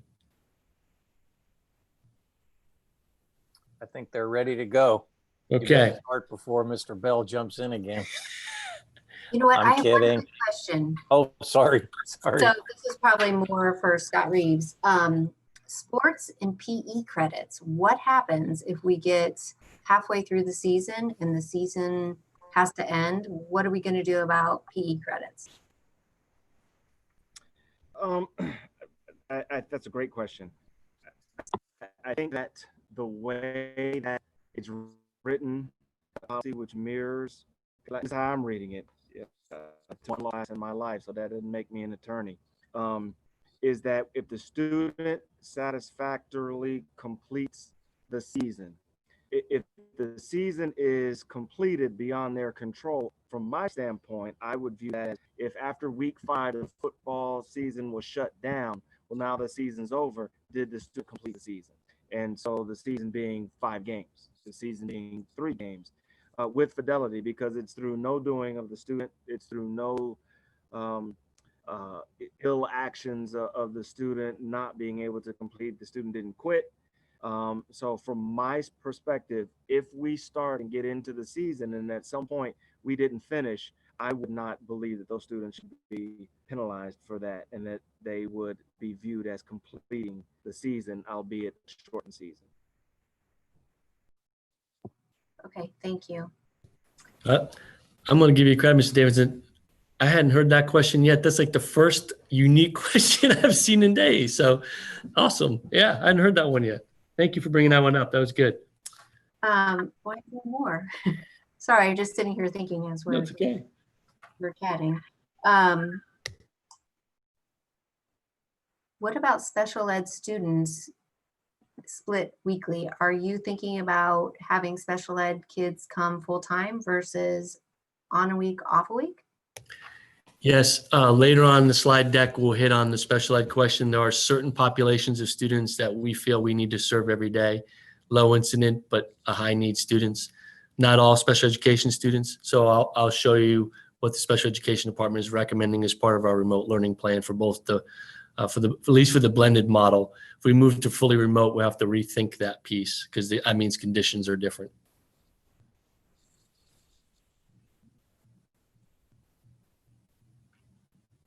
Okay to go? Don't Yes. hesitate if something pops up. I really don't want to leave any rock unturned. So we will backtrack and go as long as it takes. This is an important discussion, and the details are important. So the virtual academy, this is open to students. They can enroll.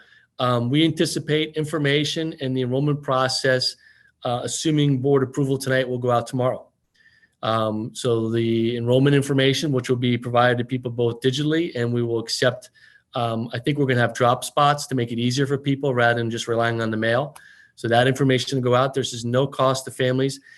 I'll have the team talk a little bit about the curriculum here in a second. So that one is ready to roll. So that's the timing. Enrollment information, program description, all going to go out tomorrow for people, including questions about need for devices and hotspots. So at this point, in terms of the curriculum and how this, let me back up before I do that. Students who are enrolled in the virtual academy will still be attached to their home school. So any student who traditionally attends Alcott or Hanby or Emerson or Central, whatever school they're at, they will remain attached to that school for reporting purposes. They'll be enrolled in this program. They'll have access to any of the extracurricular and athletic programs we have. They have all the same stuff. So the two things I want to hit on here that I'll have the team talk about will be what's the curriculum, because that is functionally different. The time period, I'll have them talk a little bit about that. And then I'd like Mr. Dorn to talk a little bit about what we are doing with food service here, because that was a big question. So those are three that I have for the team to talk about, and then we'll take questions. So Scott and Barb, why don't your team talk a little bit about the curriculum associated with these first? Thanks. I'll turn it over. Barb and I can talk very briefly about the curriculum that we'll be utilizing at secondary and elementary, and then I think Jen and Cheryl can get into maybe some of the details and specifics of it. At the secondary level, we will be using a third-party curriculum called Apex. We have been utilizing Apex for several years now, mostly for in our alternative program at the EOS program. And we also use that in small doses at each building for students to get credit recovery, and or some students will use it for credit advancement. So it's a curriculum that we are very familiar with. Before going into the details of it, some of the things that we think are critical to the use of Apex, which is why we wanted to continue with them, is number one, it's the courses are aligned to the state of Ohio's content standards. Number two, they mirror the lion's share of the courses that we offer in our buildings.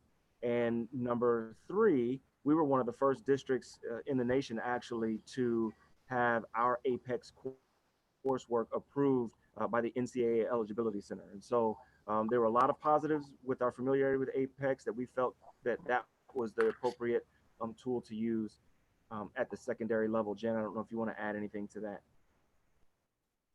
Just a little, and as Scott mentioned, we have been using it for years, and so we know at the Academic Enrichment Center, we have teachers who have taught this for several years that we can lean on for additional support. It is something that a lot of our teachers have had some exposure to, as they might be supporting a student as a teacher of record by their choice.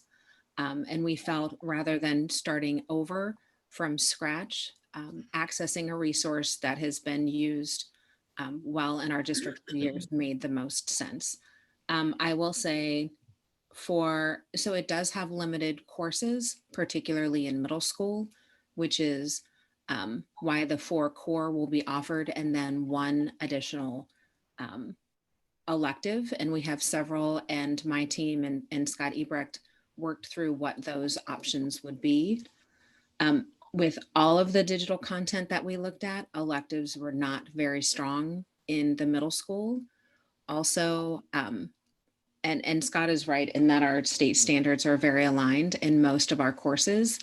Unfortunately, science needs a little finessing. We do not follow, the state, I should say, does not follow the national or the new generation of science standards. And that's what a lot of big corporations like this and third-party vendors use. So there are actually 6 middle school science courses, and our science curriculum specialist, Lindsay Manzo, is working through that alignment right now. So that will need a little finessing, but we feel pretty confident with most of the others in middle school. And again, we've been using this in high school for a number of years. And I will say we've also, for the last several years, this has been our summer school curriculum as well, that Dr. Ebrecht has led. So we're very familiar with this product. Correct. Yep. Thank you, Scott. At the elementary level, we were not fortunate enough to have a program that we were already using. A committee vetted several programs, and we're very fortunate that the ESC has been vetting programs. So we kind of double vetted some of the programs that they vetted, and landed on a program called Calvert Virtual Learning. This will afford our elementary students the 4 content areas: reading, math, social studies, and science, plus 2 electives. When we vetted this program, the student work was very colorful and engaging. It's also a project-based system that gets the children excited about what they are doing. This was one of the ones that the ESC vetted also. And we landed on there based on the availability to have electives plus the 4 content areas and the fact that it's aligned to the Ohio standards. And it looked like something students would be able to enjoy doing. Cheryl, did I miss anything on that? You were right on, Barbara Wallace. I don't have anything extra to add. Thank you. Thank you. And I do. Thank you, Barbara, for reminding me. I will say that we did vet all of the products that the ESC had vetted and 2 additional ones. And even after all that, we still came back to Apex. So we went through a very similar process with as elementary did with vetting. So thank you, Barbara, for reminding me.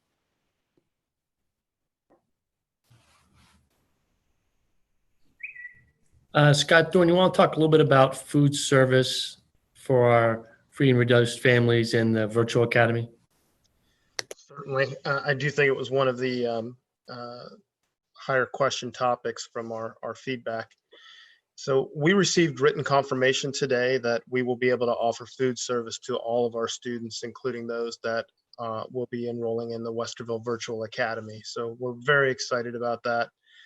Given that the Virtual Academy it's not its own school, and that the students remain in their home schools for record keeping and are served by Westerville teachers, they will be able to qualify. But I do want to caution everybody that it will look slightly different than it did in the spring. In the spring, the USDA and ODE extended their Seamless Summer program.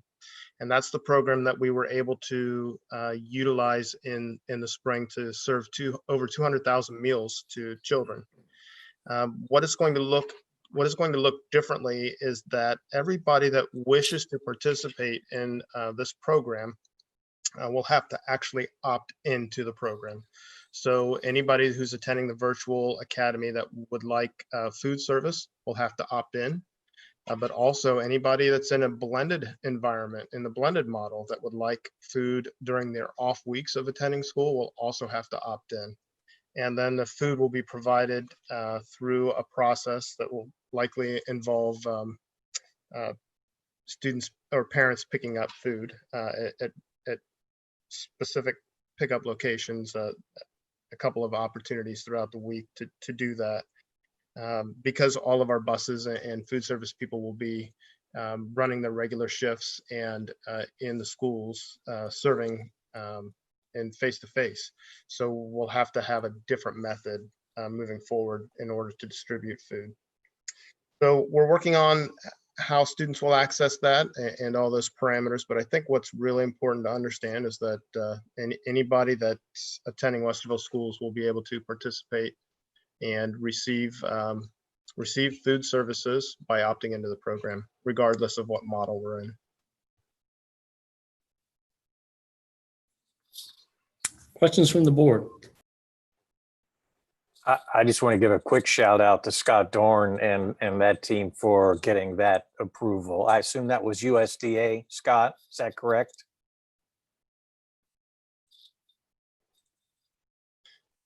Yes. So the actually ODE was the one who gave us the final confirmation today. So when we realized the structure of the virtual academy, we ran that by them and they gave us the approval this morning. I just think that's really good. I just think that's really good. Thank you for seeing that through, and thank you to ODE for helping us do that. To Cheryl and Barb, if I kind of think about if I put on my parent hat and think of it in that vein, could you tell me about the process for approving the curriculum, the virtual curriculum, Calvert, I think you pronounced? How many teachers were involved in that process? What was that process like?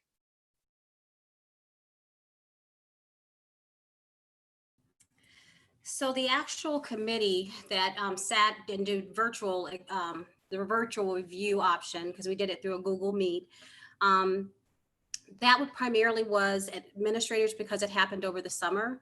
I did share the options with our curriculum specialists, so they had an opportunity to review those. When we got the information, it was a very quick turnaround for trying to identify what would be the best option. And so I hate to say that not many teachers had a voice at the table. We did pull those in that were readily available to us with it being during the summer. and they felt, and you got a positive feedback from the ones that were able to participate, et cetera. Absolutely. As we walk through the different platforms, we played with the demo accounts ourselves to see how a student might engage in those products. Calvert was one of the most user-friendly, and it does tie in nicely with the other products that we use through Google, that it will allow for the accommodations or features that Google students currently have access through Google Read and Write. So we tried to take those things into account.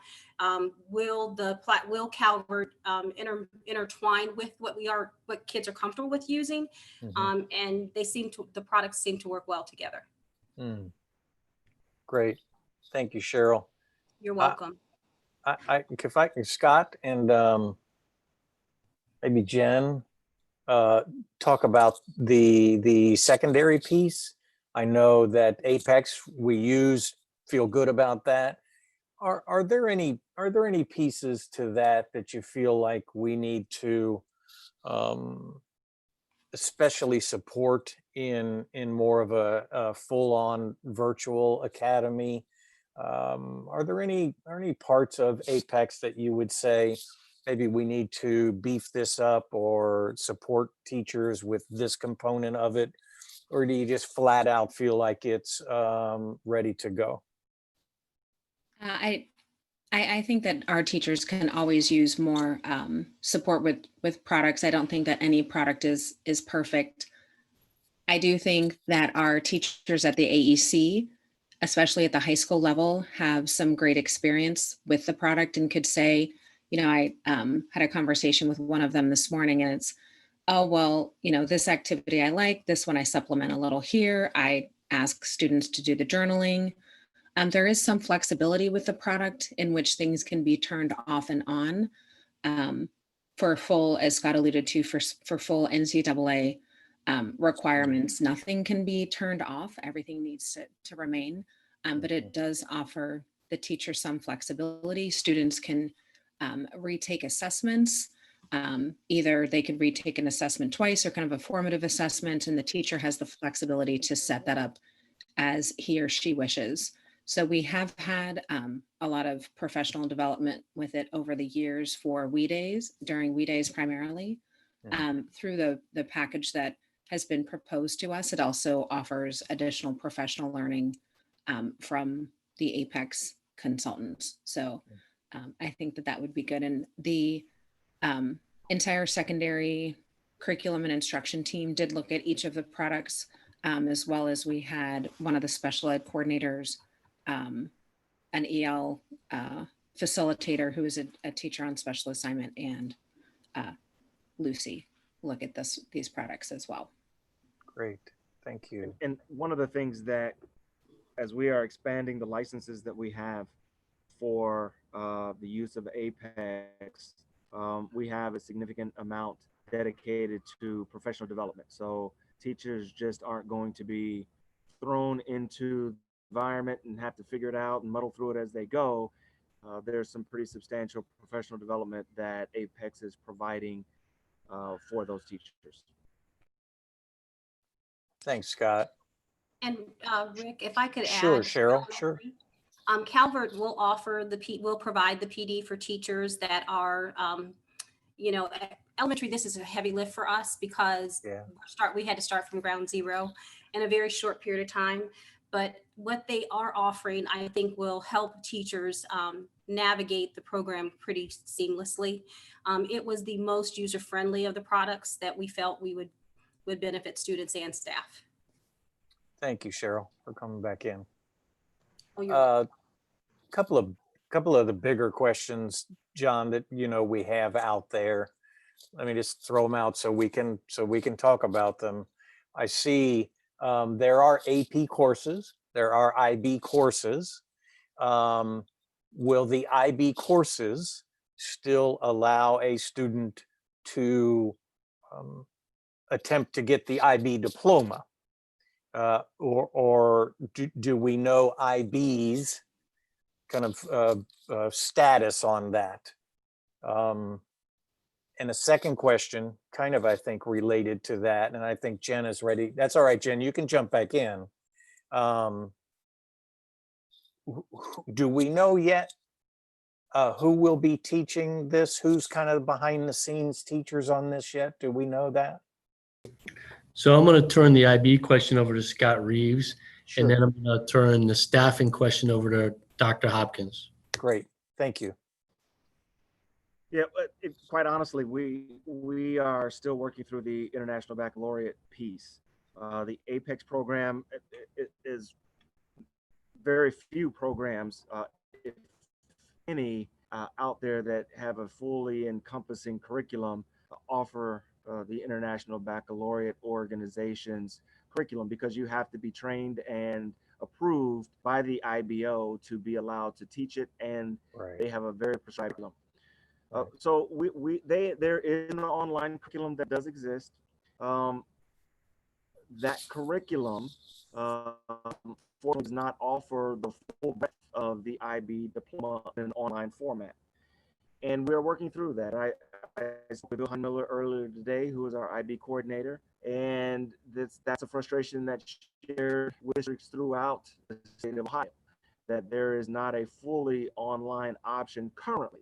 Now, they're getting feedback from the IBO saying they are looking at providing supports and resources and things like that, but they have yet to be very specific. I spoke to a colleague in a district around 270 that also has the International Baccalaureate program, and I asked what that particular district was doing for diploma candidates who were wanting to go all online, and that colleague indicated they're still trying to figure that out. And so we are working very diligently and reaching out to other colleagues. We're reaching out to the International Baccalaureate program. We are looking at options that may be provided in-house for those students that we want to fully support.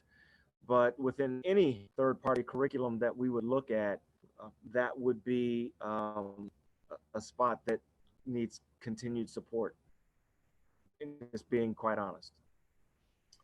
Thanks, Scott. And you know, truth of the matter is, this may have caught IBO off guard as well.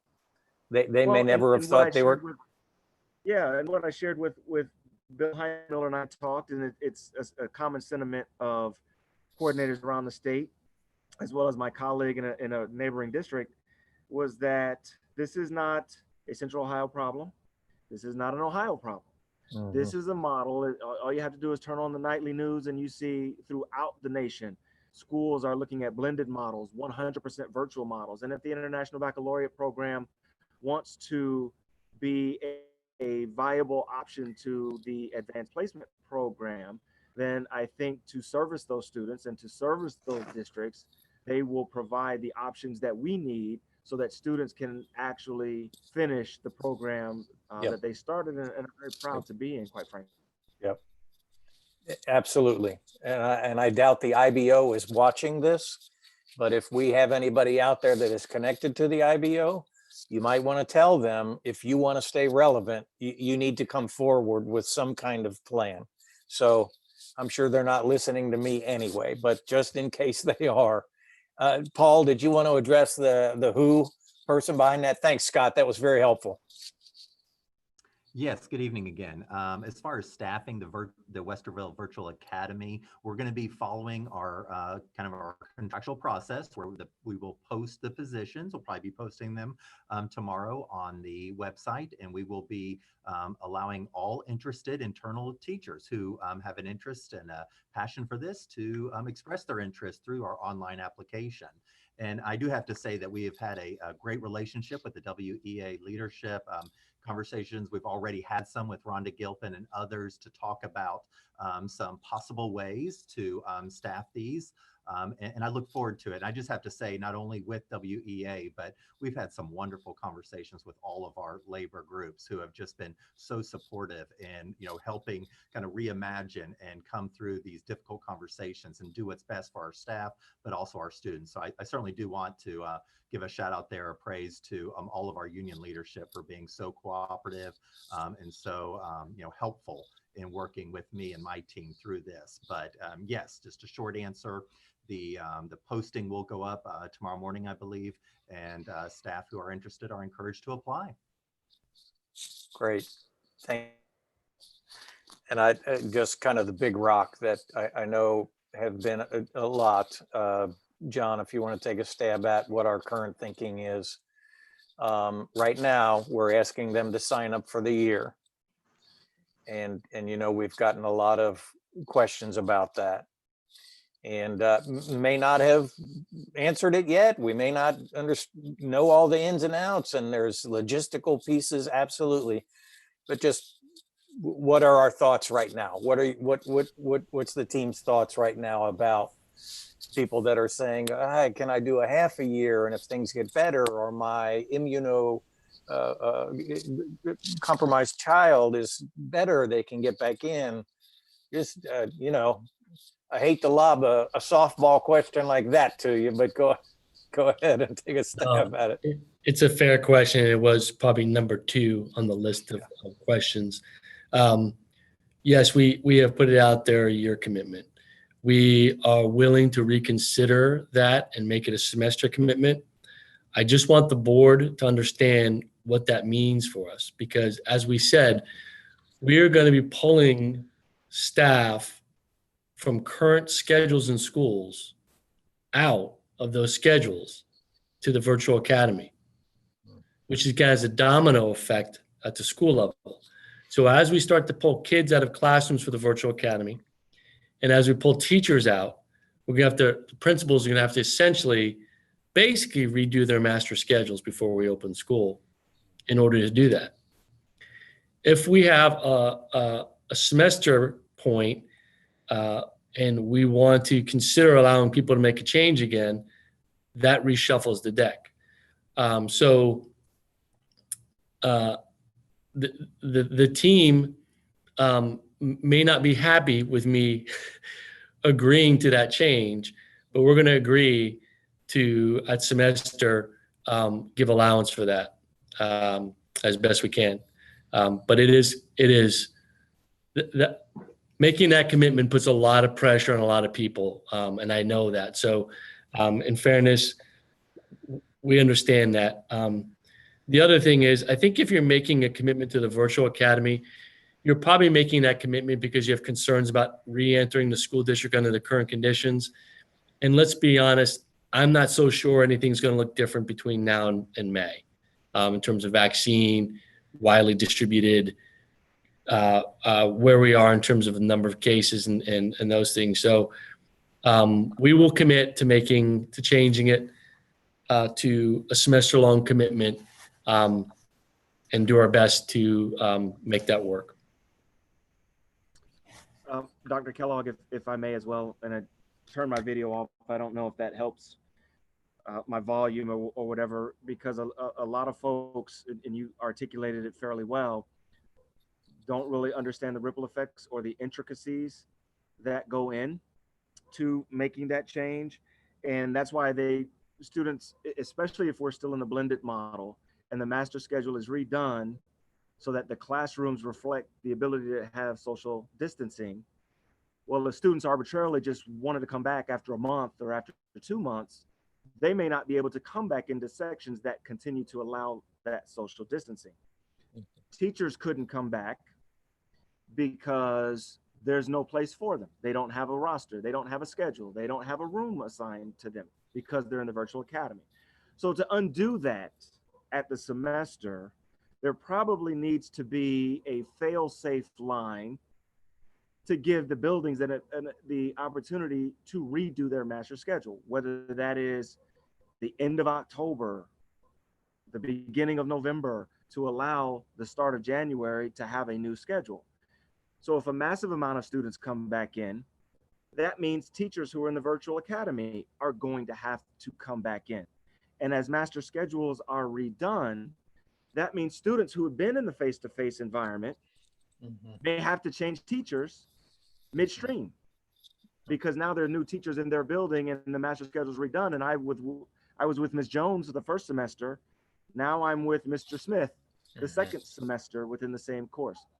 The second thing, which makes it tricky, and it's solvable but tricky, is that Apex is designed for students to earn credit in a quicker fashion. So a student who might have 7 classes in a face-to-face setting wouldn't have 7 Apex classes. They may have 2 or 3 and then earn the credit from those 2 or 3 classes and then pick up another 2 or 3. So a student at the semester theoretically might have earned their English credit, might have earned their math credit. So when they come back in, with the exception of a semester course, they may not have very many options to go back into, because they may be starting a social studies course that they hadn't started yet in Apex, that is halfway finished in the face-to-face situation. Or they may have finished their English credit, so there's no English to go back into.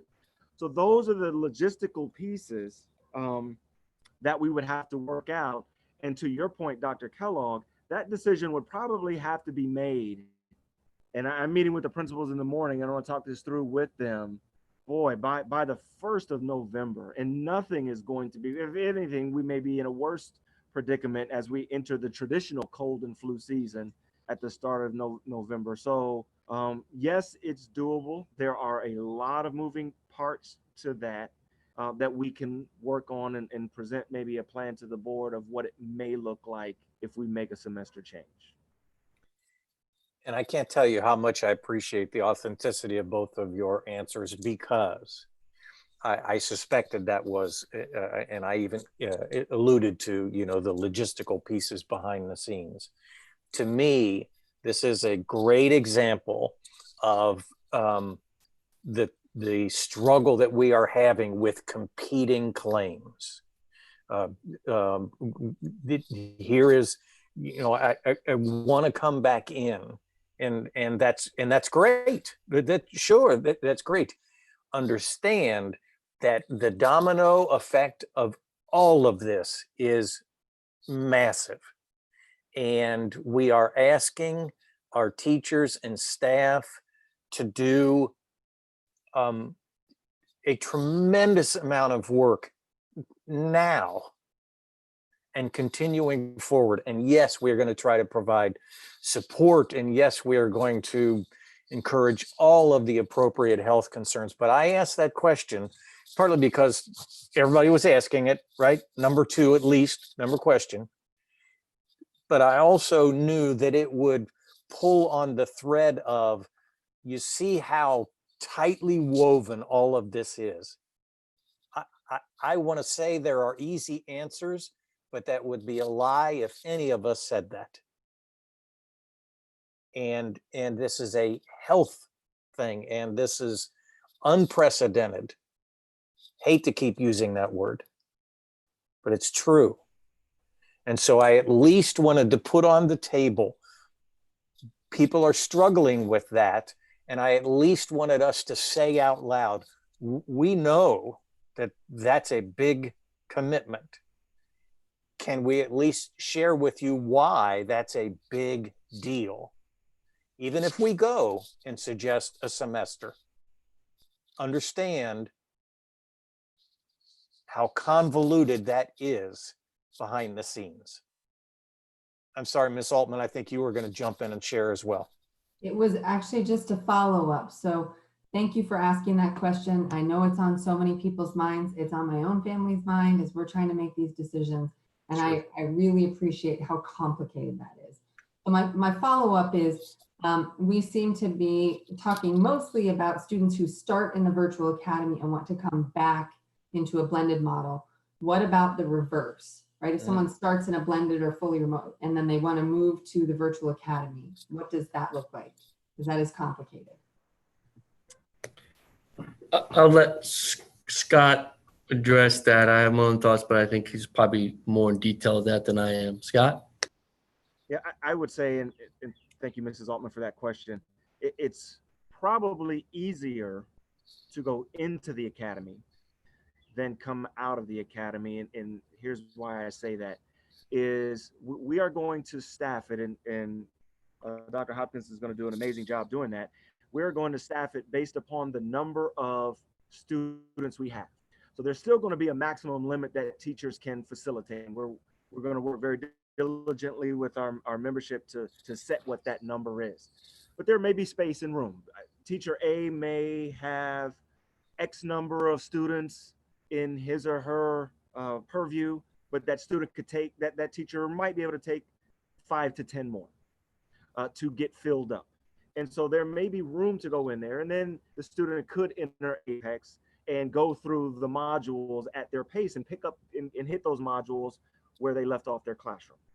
That's a little easier. Again, still very limited. We couldn't take a gluttony of students without further removing teachers from the existing master schedule to support them. So a trickle, yes. A flood, no. It's kind of like a student who early in the school year wants to make a class change. And what they find out is that the art class they want to take is full, or the English class they want to move to is full. It has the same effect. They may be in their home school, decide they want to go to virtual school, and the coursework that they want to take in the virtual academy we're at capacity or near capacity. So it is easier going from in to out. But I would also say to people, I think it would be wrong to hedge your bets and say, well, we'll start in blending, and if we don't like, we know we can switch automatically to virtual academy. You may find speed bumps doing that, just like you would if you start in the virtual academy and assume you can go back over to blended. So we'll work with people like we always do, like we do with the master schedule when people ask for changes. But I can't guarantee changes midstream. We will work on a plan for a semester opportunity as best we can. I think that one of the things that I've been hearing from people as they think about the virtual academy is there is a sense that the virtual academy is basically going to mirror what's going on within the buildings. And I'm hoping that all of this information tonight and all of the discussion tonight helps people see that it's not. It is not the same thing. So that, for all of the reasons that Scott brought out, that makes that semester option very, very difficult.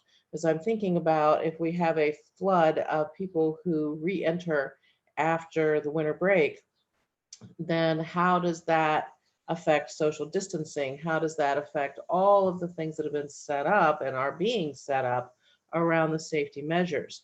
So the thing that people are saying tonight is, well, Worthington's doing a semester option, so Westerville needs to do a semester option. I don't know how Worthington is operating it, but I think that may be something that we'll need to address with people if we decide to remain predominantly with a year-long option.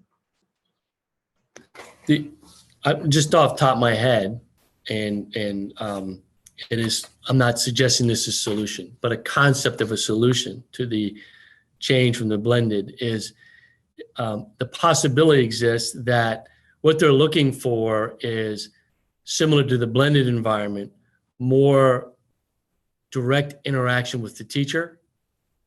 So it may be that we take the virtual academy model and embed within it opportunities for students to come meet more directly face-to-face with the teacher. Because that's what they're going for.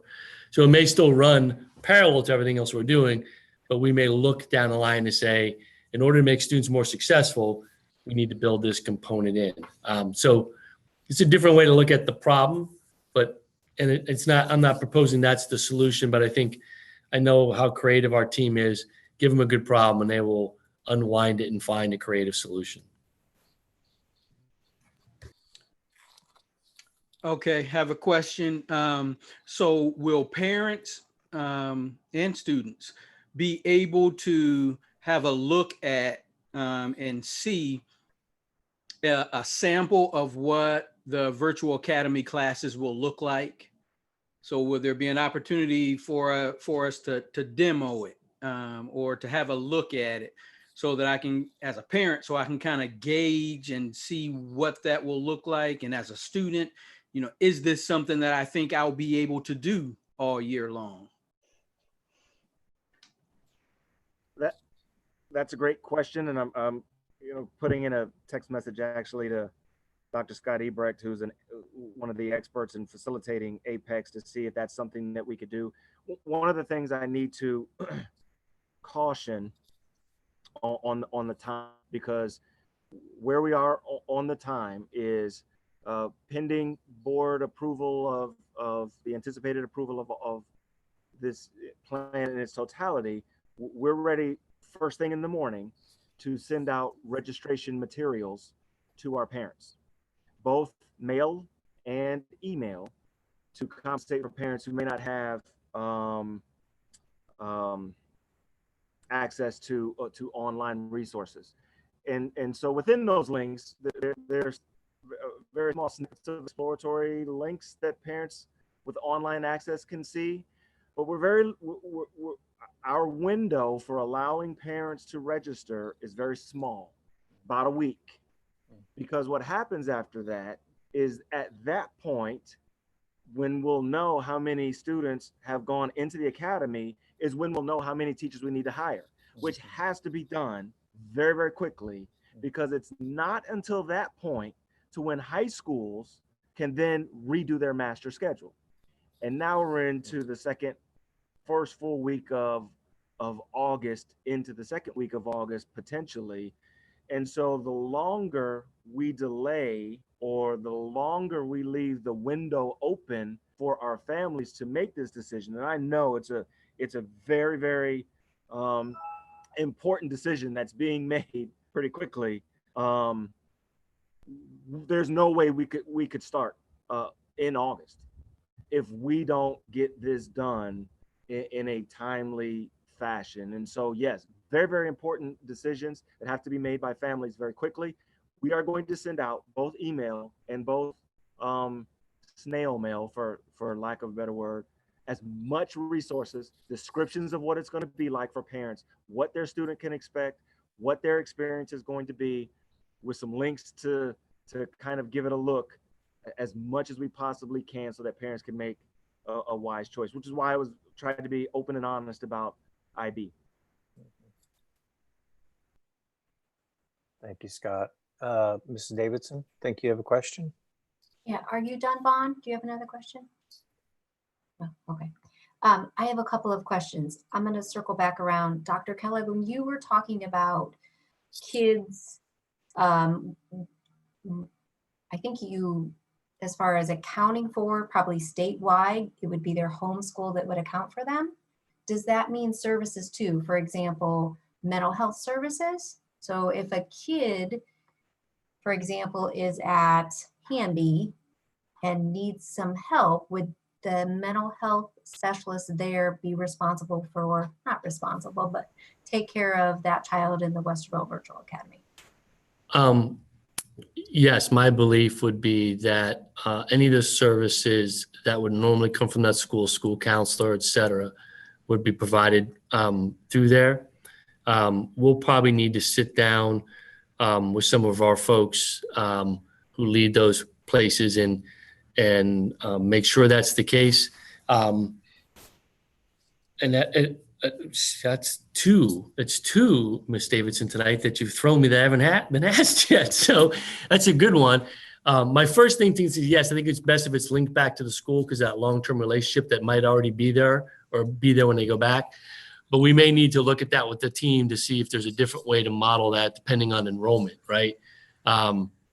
So we will make sure there are those services as needed. We'll build that into the plan. Okay.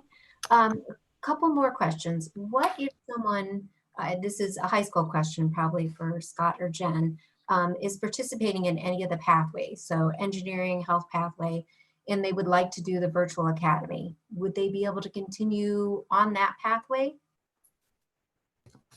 Yes, we don't want to interrupt the opportunity students have in front of them, so we want to keep things intact. Okay, so they can do those classes on Apex, is what I'm hearing? I couldn't speak to that one in terms of those courses. Scott, do you know more about that one? Well, many of the courses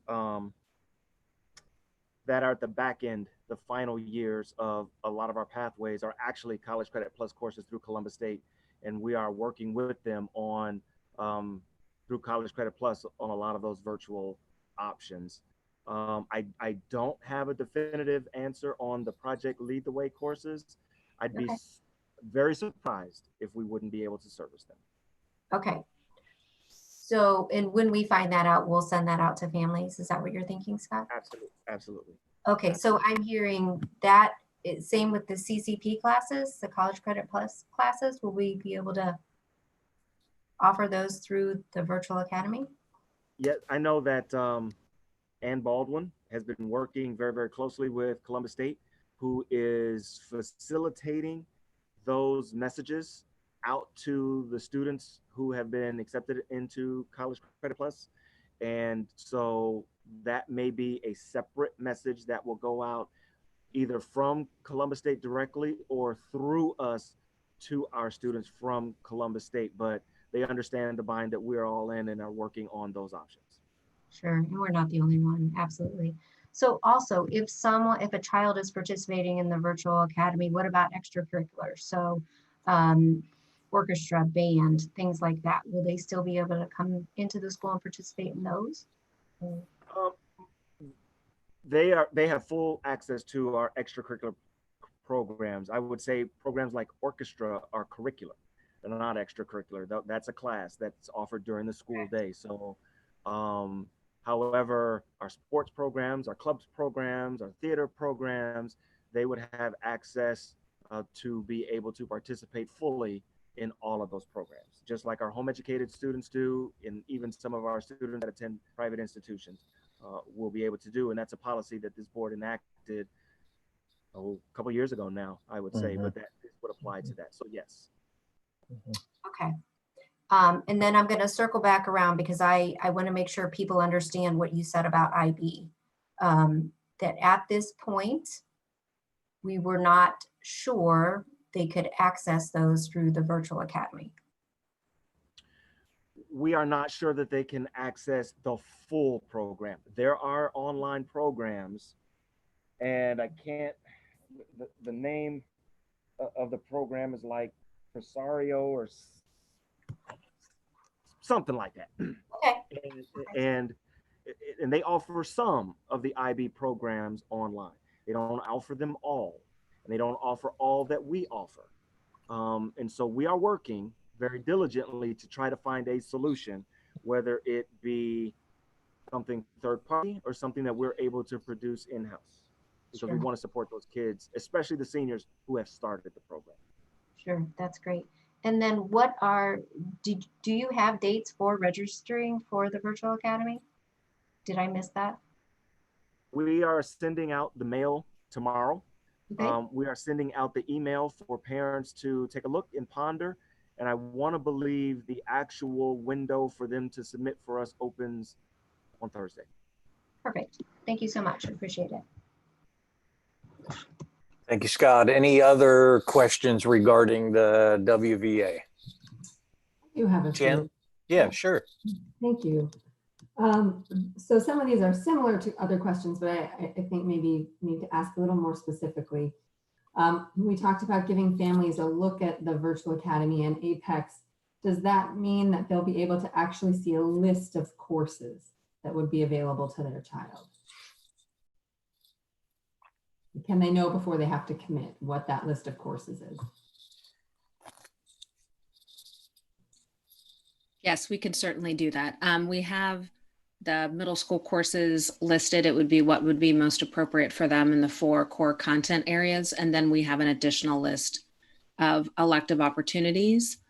And then we could add the list for high school. We do want to keep it true to our course offerings. So there are additional courses in Apex that students could take, but we want to mirror the high school schedule as much as humanly possible. One of the things that it does offer, again, we've talked about AP, but it also has quite a nice option of honors courses that mirror our ELA courses in grades 9 and 10, our social studies course in grade 9, honors biology. So it does a nice job of offering kind of 2 different versions in the core course offerings. Okay, thank Is you. it possible for us to post those course listings for middle school and high school and Apex on the website for people to see? Yep, we can do that. That would be great. Thank you so much. That'll help a lot of families make that decision. A specific question then, you mentioned about middle school and the limited electives. Are those middle school electives purely middle school electives, or is there the opportunity, say, like right now in Westerville, we don't offer French 1 in middle school, right? But through Apex, could a student pick up French 1 in middle school? Is something like that possible, or do we want to mirror our curriculum in that way too? I would imagine that we would want to mirror it, but I can turn that over to John and Scott if you have different thoughts. I don't think we want to expand our offerings that way in an off year. In general, I favor expanding world languages deeper into our younger grades. I don't think this is a model in which we do it, since we don't have the written curriculum, we don't have a procedure in place for it. So I would say that we would just do what we've done in the past, to offer Spanish 1 in the 8th grade at this time. But I don't think we're ready to expand that out at this point. Mostly because you're going to be taking a high school teacher who's responsible for let's say it's French, a high school French teacher is going to be in the academy. We're going to want to fill that with the high school kids. I'm not sure then how we backtrack that with middle school kids too. So off the top of my head, I say I don't think that's a way we should go at this point. Mm-hmm. And students have already registered for their course offerings, so we'd want to stick to what as closely as we could. So what they sign up for in the virtual academy will be pretty much what they asked for if they've been going to school in person this fall. That's what we're going to steer them towards. That's that accurate summary of as much as possible, again, with the limited options in middle school. Okay. So then I'm just wondering, someone mentioned, maybe it was Mr. Reeves, that in Apex, students can move a little faster and they might not take 7 courses at once, but they might take 3 courses at once and then move through additional courses throughout the year. So I'm just wondering if somebody can talk me through this. As a parent, I'm trying to make a decision, right, between what my child's schedule would look like in a blended or fully remote option with the district versus a virtual academy. So they'll be taking less classes or less courses at one time, but maybe cycling through them faster. Am I hearing that correctly? Well, here's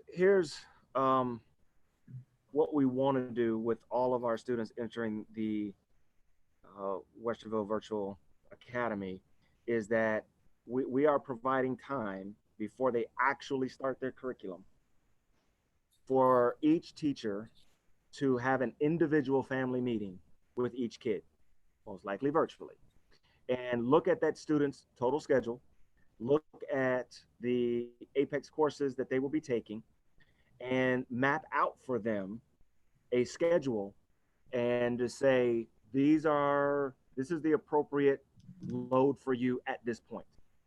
And then when you progress from there, we will then progress into this load. And then they will facilitate that and check in and assess and work with the student as they progress through those Apex modules. So it will look different for every kid, but it will come out of the individual family meetings that every teacher will have with every kid.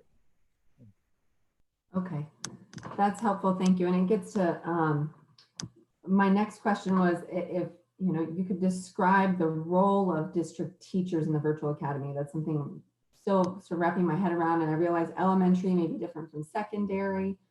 So let's just say in a secondary where students are taking multiple courses, are they going to have one primary sort of contact teacher? They're not going to have subject matter teachers. Just describe that to me, and then I'd love to hear on the elementary side what we're thinking that would look like.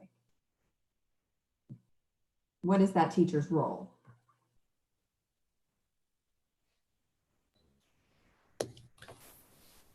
Can we start with elementary, and then I'll give you a better answer in 2 or 3 minutes than I can give you right now? Okay, yeah, thank you. Appreciate you guys answering these on the fly. I really do. One part, backing way up, we are going to provide a demo account for parents on Calvert so they can actually experience what that looks like. So they will be actually able to go in there and play and see what their kids have. The role of the teacher at the elementary level in Calvert is a facilitator and coach. They're not actually providing direct instruction. They are speaking with the kids and helping them with concepts that they're having problems with. So it's more of a one-on-one coaching role. It's also the teacher of record and making sure they're staying on target with how much they're doing in the program. Okay, thank you.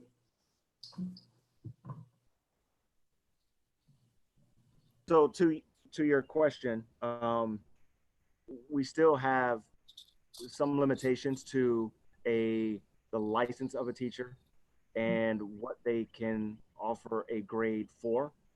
So a secondary student would have more than one teacher. Okay. Okay.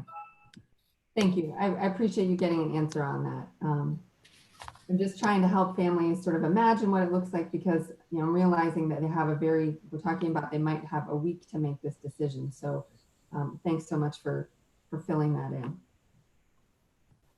And one last question, actually. We've said there's no cost to families for the Westerville Virtual Academy, but could we hear about the cost to the district? Because I realize this is not free.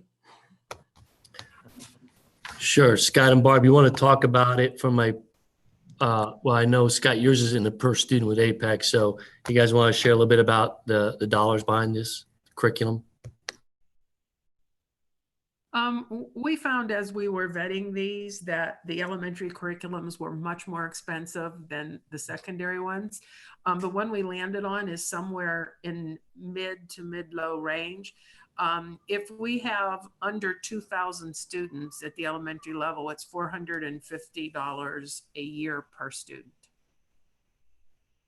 Okay, thank you.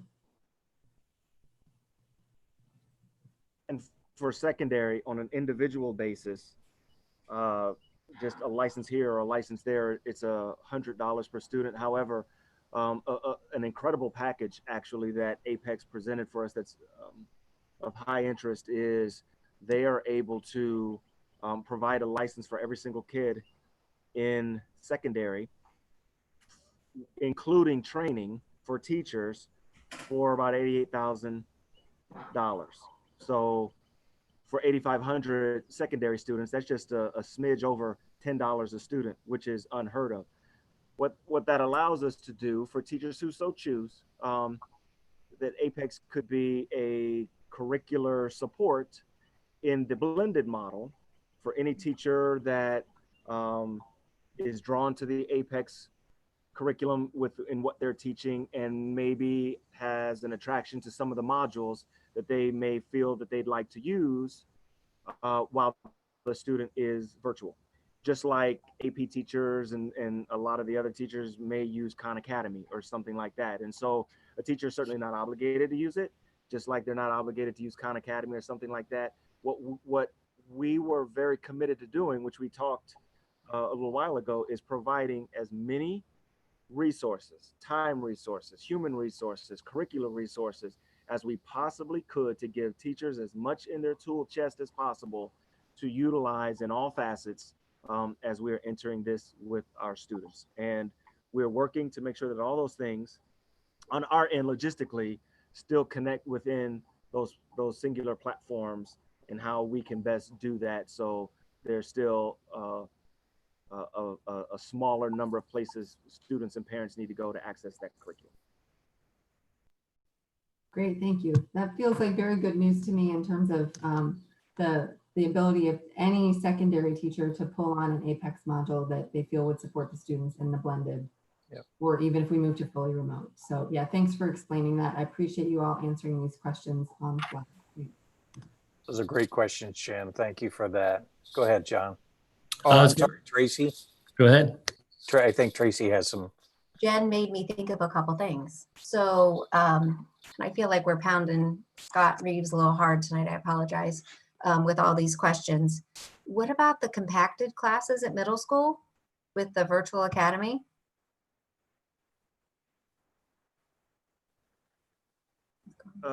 and Jen can weigh in on this as well because she was a principal designer of those. They still align to our Apex courses, and so there would be or perhaps some overlap or combination, so that they still get through the entire content that they would have ordinarily gotten through. It's still the coursework that's available to us through Apex, just a little rapid pace. And I don't know, Jen, I'm fumbling over this one if you want to explain. So for our 9th grade course, that isn't compacted for social studies. So they would be accessing the high school American history course. For 7th grade, which is the compacted 7-8, one of the nice features of Apex is that you can have as many courses, kind of in your bucket of things to do for students, as to where some of the other licensing structures were a per course fee. So what I would see happening is that the student is assigned both the 7th and 8th grade course, and then the teacher works through and assigns modules. It isn't as much as, hey, we do all of 7th grade and we do all of 8th grade. That's not compacting, that's like squishing. So the teacher would look through the modules and kind of cut and paste that I alluded to earlier, where they could trim some things out to make that a more fluid design. But we do, as Scott said, have the content available. We would just need support in structuring it. Okay. And one last question. So looking at the virtual academy, elementary as well as secondary, how do both of these pieces handle the arts? So music, art, physical activity? Calvert Learning offers 2 electives. At the kindergarten and 1st grade level, they offer PE and health. Grades 2 through 5, they offer PE, art, or a course called picture study. There is no music component offered, but those are the electives that the elementary is offered. Okay, thank you. And I will say Apex, in terms of middle school, is very limited in this way, in that they offer an art appreciation course and a music appreciation course that is for high school credit. So we would offer that to our 8th grade students. Okay. I'm sorry, Tracy, did you have some more? Nope, just wanted to say thank you very much. That's always a good thing. One of the things I would just point out to people who are watching is you're hearing a lot of questions from the board. Everybody on the board has certain liaison positions that they are trying to become not experts in, but a little more versed in, so that the board work can be spread among the 5 of us, and so we can develop a little deeper understanding. And some of the questions from each of the board members are coming out of that liaison position. That is my long-winded way of saying one of the things that I focus in on is the liaison position for community engagement and communication. And so from that role, John, I would say to anything that is going out, Scott, Jen, Barb, to anything that is going out to the community. I know we can't describe everything in full, but as much detail as we can give people, as clear a communication as we can make it when they are making these decisions, I would just encourage us to be as clear and transparent as we can be on, here is what the virtual academy is all about. Here is what even the shifting of the patterns in what we are choosing to do. Anything that we can do, and I believe you all are trying to do this anyway. I guess I'm just affirming from my liaison role, anything that we can do to clearly communicate to parents, family, community, and staff. This is what we're doing. This is why we're doing it. It just helps when people have as full amount of information as they can, even when they disagree. One final question for me on the virtual academy. Scott and Barb, on the information going out to parents, do we have a point of contact for people who get the information and may have additional questions? And if not, I'd recommend that we create a point of contact. Now, that point of contact may be a generic email that people can send their questions to, that then we have staff on that are responding to that. But I think it'd be helpful if we clarified, when you get this information, if you still have questions, here's a contact. So just tuck that into your thoughts. You don't need to tell me you do, you don't. Our tech department developed a dedicated email. It's like WVA at Westerville, something like that. So yes, we have a dedicated email for that. Well done. Will there be Been hanging around, WVA? We've been Will there be hanging around. WVA football jerseys? Is it going to be WVA football jerseys and basketball jerseys? Yeah. So yeah, but we do. We Awesome. do have. See, this is why I like working with you guys. You're always 4 steps ahead of me. Thank you for thinking of that, Scott and Barb. Thank you. Can I try to move? I think we can go. That slide will win the record for the longest exposure in internet history. But I really do appreciate the time and attention to all the details. I think you hit a lot of the questions we've got. So thank you for doing that. All right, going to move to. One thing I would also like to say, because I know that you've heard a lot from Jen and Cheryl and Barb and I tonight, but also one of the principal architects of the Westerville Virtual Academies, Dr. Scott Ebrecht, who has done, Jen and Cheryl have done a lot of the work on building what the curriculum is. And Dr. Ebrecht has done a lot on designing the structure, the process, and all of that. So, I'd like to, recognize him as well. Thank you. Good point. Thanks, Scott. So I'm going to move to delaying the start of date for students, and we can discuss the actual start date. One of the areas we had to make sure of as we looked at this, and there's actually a board policy or a resolution, tonight to amend the calendar around what we're suggesting here tonight. One of the things we had to be conscious of is how the state was going to count hours, which is their new thing. And by making some reductions in the student day for the teacher planning we talked about, and making decisions to remove instructional days from the calendar, we were in a position where we weren't going to meet the hour requirement. So we need to make sure we have clarification. And that's why this one took some time. Really, the intent of delaying the start of school is there are a lot of operational things we've been talking about tonight that we want to give our buildings, our teachers, all of our staff ample time to ramp up, know what that's supposed to look like for students. So what it's supposed to look like in the cafeteria, what's it going to look like in the lunch line? What's my classroom setup going to be? What's our practice in our building going to be around walking the hallways, going to the bathroom? All those components that we know principals and their teams are going to have to work out uniquely to their building with our support. So we want to make sure they have time as adults to know what those are, have practiced them so they can lead the children when they come in and start school. So we're not all looking at each other like, well, I wonder how this is supposed to work. So that's what the intent is. Next slide.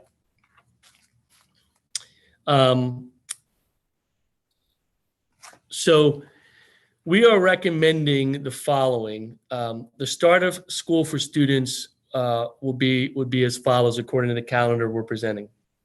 Monday and Tuesday, students are supposed to start on Thursday, Friday, the week before, I think 13th, 14th. We're recommending delaying the start Monday and Tuesday, 17th and 18th. We are calling remote learning days for all students. Students would not attend. They'd still be at home in a remote environment. We'd like to use that time period for students at home and families to share with them some of the procedural stuff that they need to know before they walk in the building. So there'd be information from the classroom, from the school, from the district regarding procedures in the classroom, mask breaks, walk in the hallways, lunchroom, all that stuff that they need to know from their teacher, from the building principal, from the district, as well as technology information that we're sharing. So here's how you access Schoology. Here's the device. Here's the information you need to know. So that families will have a time over those 2 days. And this can be something we provide digitally, and we provide paper pencil, so it's equally available to everybody, that they can sit down over those 2 days, review that, so that when our students show up for in-class presentation, they're not getting off the bus trying to figure out what they're supposed to do. They'll have read it, they'll have seen it, they'll be expecting procedurally what to do. So essentially, by doing that, we're picking up 4 days in the district for our staff to get ready in the building. So we're recommending the 17th and 18th as remote learning days for all students. They would not show up. They would work in that material at home. Next slide, please. That would mean that for cohort A, the first day of school would be Wednesday the 8th and the 19th. That cohort A would be attending school starting Wednesday, Thursday, Friday. Cohort B would start working remotely Wednesday, Thursday, Friday. And the following Monday, we'd switch the calendar, and then complete calendars being developed so everybody will see what weeks are A and B moving on. We know there's weeks that aren't full. We'll even all out, all that calendar will be done. So this picks up 4 additional days. We really only lose 2 days of instructional time because we have operational stuff. I know there's a lot of debate about waiting and delaying. I feel that there's always an argument to be made for more time, but there's also an argument to be made that we got to get our wheels on the ground and get going. So this is the recommendation. I know there's been conversation through email to us about changing. I wanted to share with the board what's in the resolution tonight to see how they feel about this and if there's any additional discussion about the start dates. Anyone like to share anything regarding start dates at this point?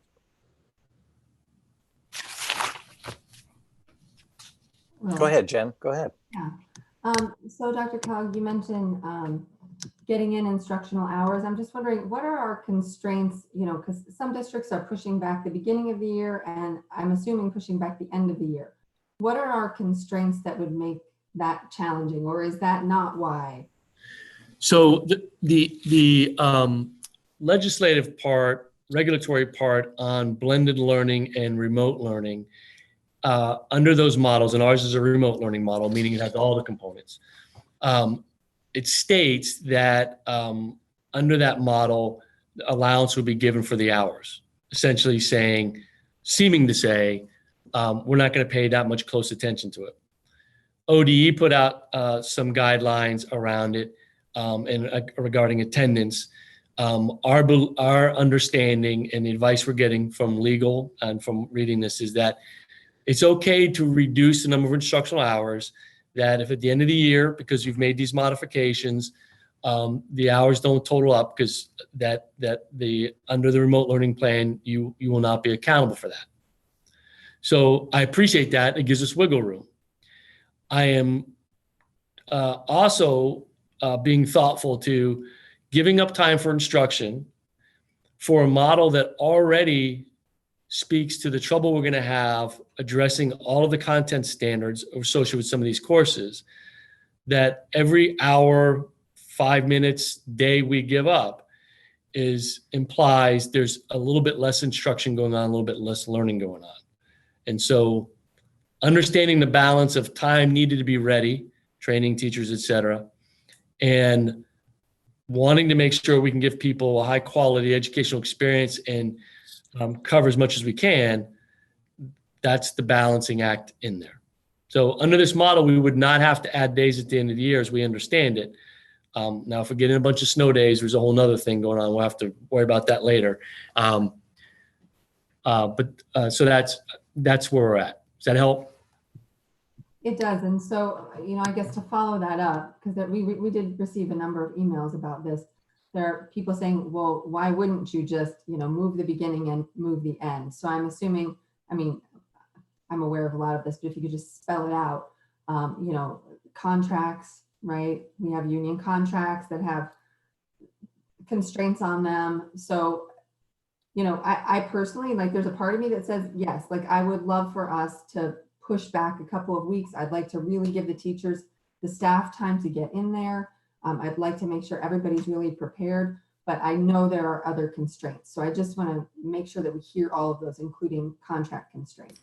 You hit the nail on the head on a piece I should talk about. If students don't have a day of instruction, but teachers have a day of work, then we're checking off the box one of the days teachers have to work. So we can't have teachers come in and work, not having a day of instruction, and then add days on because those teachers have met their contractual obligation. So you can't parallel both. Under this model, we're using a little bit of remote time for students. But if we add more remote time, then effectively we're not giving teachers more time to plan, we're giving them time to work in a remote environment. So that's the trade-off. This model, the remote piece, is something that can be developed that does not have to be individual teachers working with the kids on these assignments, because they're really operational assignments, not content assignments. So we are giving teachers 4 additional days for training and planning. And I'll say it again, yes, we could add more remote days so that we're not losing instructional time, but that's not additional planning time for teachers. In that model, they would have to provide direct instruction remotely like they did last spring. So those are the tension points, if that makes sense. Yeah. And with that, with the 4 days, you know, the days that teachers will have on the front end, it was alluded to earlier that their classrooms are being potentially worked on, tables, desks being moved now, because I know there's a concern about teachers feeling like, you know, they normally do that, come in and set up their rooms. So could somebody speak to what's happening that might reduce some of that load for them on the front end? Mr. Dorn, can you address that one? Sure. We do have some custodial staffs that have already started moving seats around and making those specific arrangements for a blended model. What I think, though, you know, my 20 years in the classroom, what I think was likely going to happen is their staff are going to come back in and they're going to want to make it their own and still meet that social distancing requirement. One of the things I think that we are going to see, though, are there are some classrooms that may have too many things in them. And so we'll have to have some of those things removed when staff does return, just so that we can make the environment appropriate for what we're trying to do in this blended model.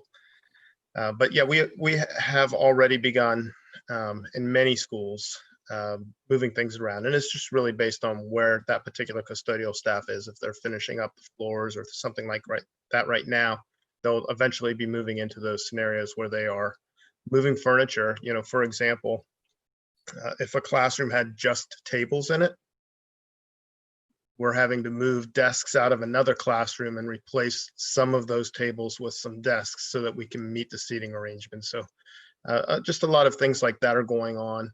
But when the teaching staff does come back, they're still going to want to spend time, and it's always more time than we give them anyways to get their classrooms ready. I don't see that changing. Okay, thank you.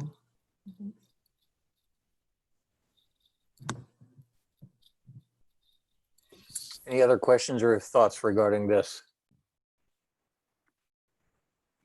Yeah, sure, Tracy. I'm just wondering, have we talked to the teachers and asked them how much time that they need to get their thoughts on it? We've had discussions with WEA leadership about the change in start date and the change in planning time. We have, of course, through emails that have come in from teachers. I am quite confident that if we went back to teachers and said, would you benefit from more days? They would say yes. I'm not dismissing that. But on the other side of that, I also know then the weight of what are we doing with kids instructionally, that we lose every teacher work day that's not a student instructional day is a day of instruction we're losing in a model that is already recognized by all of us to be difficult to meet the educational outcomes that we want for students. And I know it can seem like I'm pinching pennies for to say not another 2 days, but sometimes you have to do that, right? So I understand that people always want more time to prepare. So we have talked to WA leadership, not a question in my mind that if we asked the question, they would. Now, the other side of that is for parents, the longer we delay bringing students back to school, the more childcare issues we continue. We already have childcare issues embedded in this, but a different childcare issue comes because we're still not in school at all and then in blended model. So I don't know how that plays into it too. I don't know that there's any clear point. So I'm weighing the call for more time to get ready against the need to get students back in school and not miss instructional time. So. And I hear what you're saying, and I know this is a tough decision. I am thinking, well, I'll just my thoughts. As numbers rise, if maybe we had just a little bit more time, I was kind of hoping it would get the teachers feeling more comfortable when they would come back in a blended situation that potentially could actually put us all fully remote. So that was my thought behind that, just giving them the tools and the time to be prepared.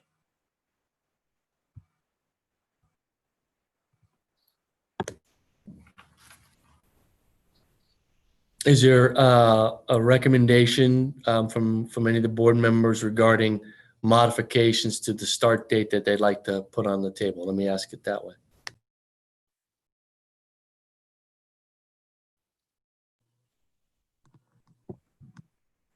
I suppose I just have to talk it out for a second in terms of, so just one more question. So if we were to say we really need to give our staff an additional week non-instructional, right? This is a scenario. So please everybody understand this is not a recommendation. This is me asking a question. And we needed to then add a week at the end of the year that was instructional time. Can you walk through what's involved with that in terms of the contract, right? Because that's a modification of a union contract, that's additional pay for teachers, right? Can you just like walk through all the pieces? It means opening the contract, getting WEA to agree to opening the contract for those additional days and what would be compensation for that. There's no guarantee. It would have to be opened up would be my thinking. And I'm not saying that WEA would be resistant to that. I'm just saying that would be the logistics. Now, as I said, under Ohio's remote learning plan, we can take those days of instruction out under our remote learning plan and not have to put them back in to meet hours. But I feel like taking too much advantage of that allowance is may not be fair to the instructional side. But that's how, if that answers the question, Ms. Allman, that's how it would work. So I think that's a helpful. Sorry, Trace, go ahead. No, I'm just wondering, what are the other area school districts doing? I know a couple of them have moved it, but I don't know the extent. I couldn't tell you with exactness. I think there's a variety of start dates out there. I'm not sure, to be honest with you. Okay. So does anyone want to throw out a date of comfort, or are you guys comfortable with this plan?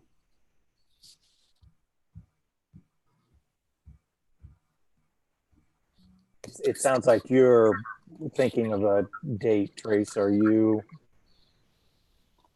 wanting to make a I'll pull up resolution? I was thinking the end of August, and I'm not sure what day of the week that falls on, but well, what about even the 31st? That's a Monday. This is maybe not the best way for me to suggest this, but I'm going to do it anyway.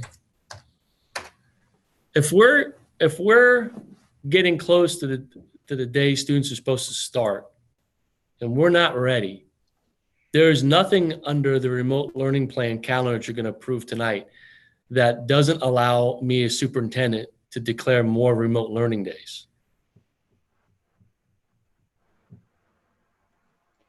True. I was just thinking give teachers and families this opportunity to be able to plan.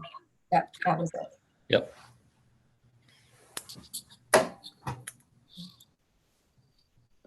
I mean, since I raised questions, oh, Nancy, were you unmuted there?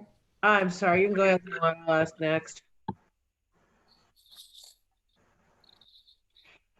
If we were to move the date, what would that do to the contract we have with the Celeste Center for graduation? Because if we move the date back, then we're going to move graduation back, and I'm not sure what that would cost us. No, we don't. So again, under Ohio's remote learning plan, we can reduce the number of hours of instruction. So we would not have to make up those days, but we would be reducing the number of hours of instruction that students are getting. So we could still end the same date. We're just losing days of instruction for planning time for teachers. That's the trade-off. So what we're talking about is if we moved it, I'm just making it plain to my own brain because it's not the sharpest knife in the drawer. What we're talking about, if we move it, is reducing the number of hours in which the students are getting instruction. If we were to delay the start till after August, so we didn't, I'm just doing the math, we started September 1, we'd be giving up 13 days of instruction. Right. I was looking at Tracy's August 31, and that's the date you're picking up on. And I'm not sure I would be comfortable with that, but I could see us having a discussion about the 24th, which is a Monday. And I was going to ask anyway, John, would there be any benefit to starting cohort A on a Monday and cohort B the next week on a Monday? I understand that's 3 days of giving up instruction. I get that, but it is giving the staff, 3 more days. We're trying to honor the struggle that they are feeling, and at the same time saying, and I will say it to staff, we cannot give up much more instructional time. But we know we're asking you to make a big lift. So I will go out on a limb here. And I'm Nancy, I am so sorry. I think I jumped in and you said you wanted to say something. No, it's okay. You're actually saying what I was thinking. I am very. That scares both of us, Nancy. That scares both of us. That's right. No, 13 days of lost instruction is more than I can swallow. If there is a median that we can find, and we can do that, maybe as we look at that, there may be some other components that we work in, as John talks about, if we add another bit of remote learning time, if we perhaps schedule some time during the time for students to come in with their families, especially at the elementary level, so teachers can build some relationships for short periods of time, whatever we might do. But losing that much time is a real struggle. Your other problem is it's not just the teaching employees you're dealing with. All the bus drivers, cooks, et cetera, who are hourly wage, depending upon when students come in, will now be impacted by not having those student days. Am I correct, Paul and Nicole?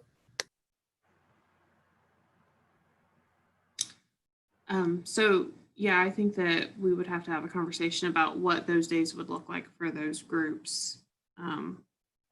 Under Ohio law, we have to continue paying contracted employees during times that schools are closed and things like that. I don't know how that would apply since it's not the governor's or the state's orders closing schools in this case. So I think we would definitely want to check with legal counsel on what that would look like. And our bargaining units. Yeah, and I just follow up. I agree 100% with what Nicole Marshall was just sharing about that. You know, we've been fortunate to have some great conversations already with our labor groups. I would anticipate that they would be open to having a conversation about this and seeing what additional things could be done during those days of work. If I would be willing to back up to the 24th if the board feels that that's better. I don't know that I will do what I'm asked to do. I don't think I could recommend going any further than the 24th. And I still think it's problematic because that means B cohort kids aren't going to start till August 31st. And that now we're back into who's at home and who's not, unless, so I will, I'm okay with that if that's the board's wish. I just want us to understand we will have employee groups who will have to work out what's going on then. Nancy, I heard your piece about parents coming in. We're not going to be having people coming in the buildings. I just don't think we can re-talk about that when our current plan is we're not bringing visitors and guests into the buildings in the blended model. We're trying to reduce all of that work. So, Okay. yeah, I'm not trying to be disagreeable with people. I'm not getting tired. Let me say that. But if you want the 24th as a start date, we will make it the 24th and make it work. I will only, thank you, John. I appreciate that. And Nancy, I heard your comment about coming in, et cetera, and I immediately shifted over to, oh, well, I don't know that they'll come in, but it would give more conversation time, perhaps with parents, phone call, email, whatever. Exactly. Yeah, and I get that. Listen, board, I will just gently suggest the 24th, but I am 100% with you all saying, I'm not so sure. Or back to what John was saying earlier, I think just asking for a little bit of freedom in if we get closer and closer and things don't look good, we can pull that trigger back. And does that cause disruption for families and everything? Yes, it does. But if the health concerns are rising, the families I know want us to be attentive to that. I would not tie this decision to health data like that. Correct. I know you wouldn't. I know you wouldn't. So I'm gently putting out the 24th, but please tell me what you think. Board. So I have a procedural question about what we're voting on that I just need to get out of the way before I respond to that. Mm-hmm. So when we vote on this tonight, so this is my newbie question of the evening.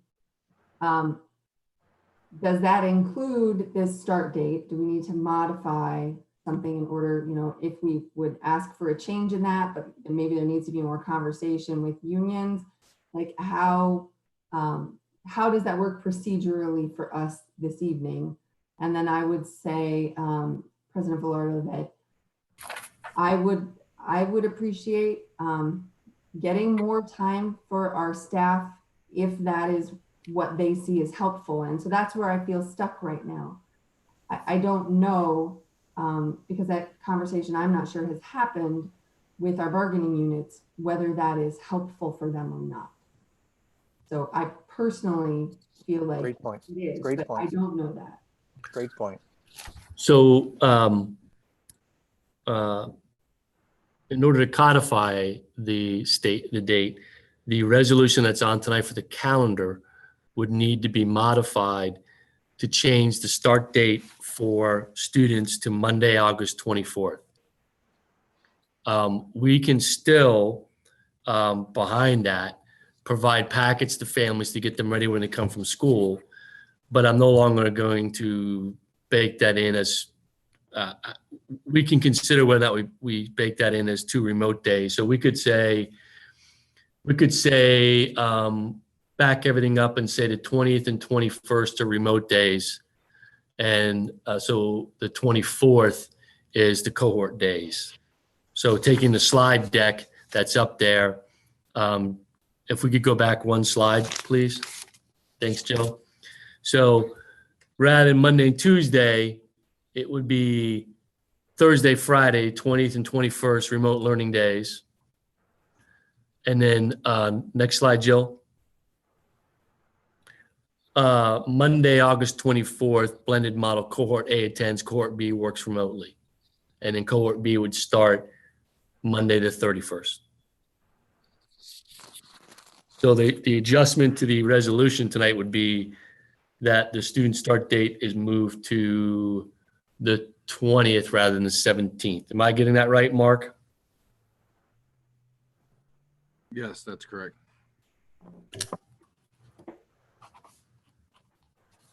I want you all to push back this, though, board members. Nancy, I see you popping up.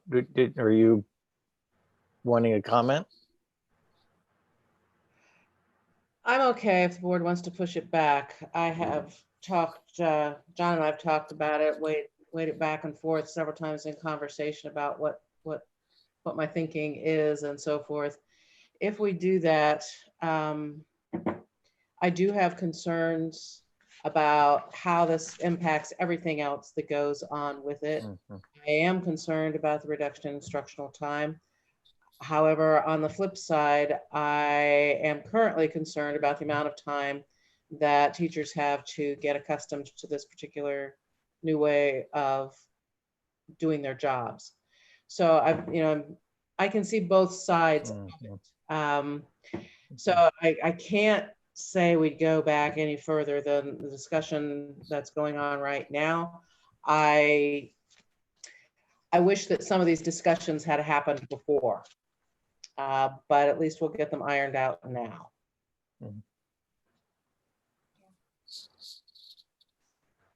So I can't see Vaughn. I'm so sorry. I don't know if he's trying to talk. Vaughn has no trouble jumping in. He'll jump in. Okay. So first off, thank you guys for entertaining the idea. I really like that idea starting the 24th. I do think it's important to give our teachers ample time because this is going to be a huge lift. So I would definitely support that. Okay. Vaughn, would like you to chime in.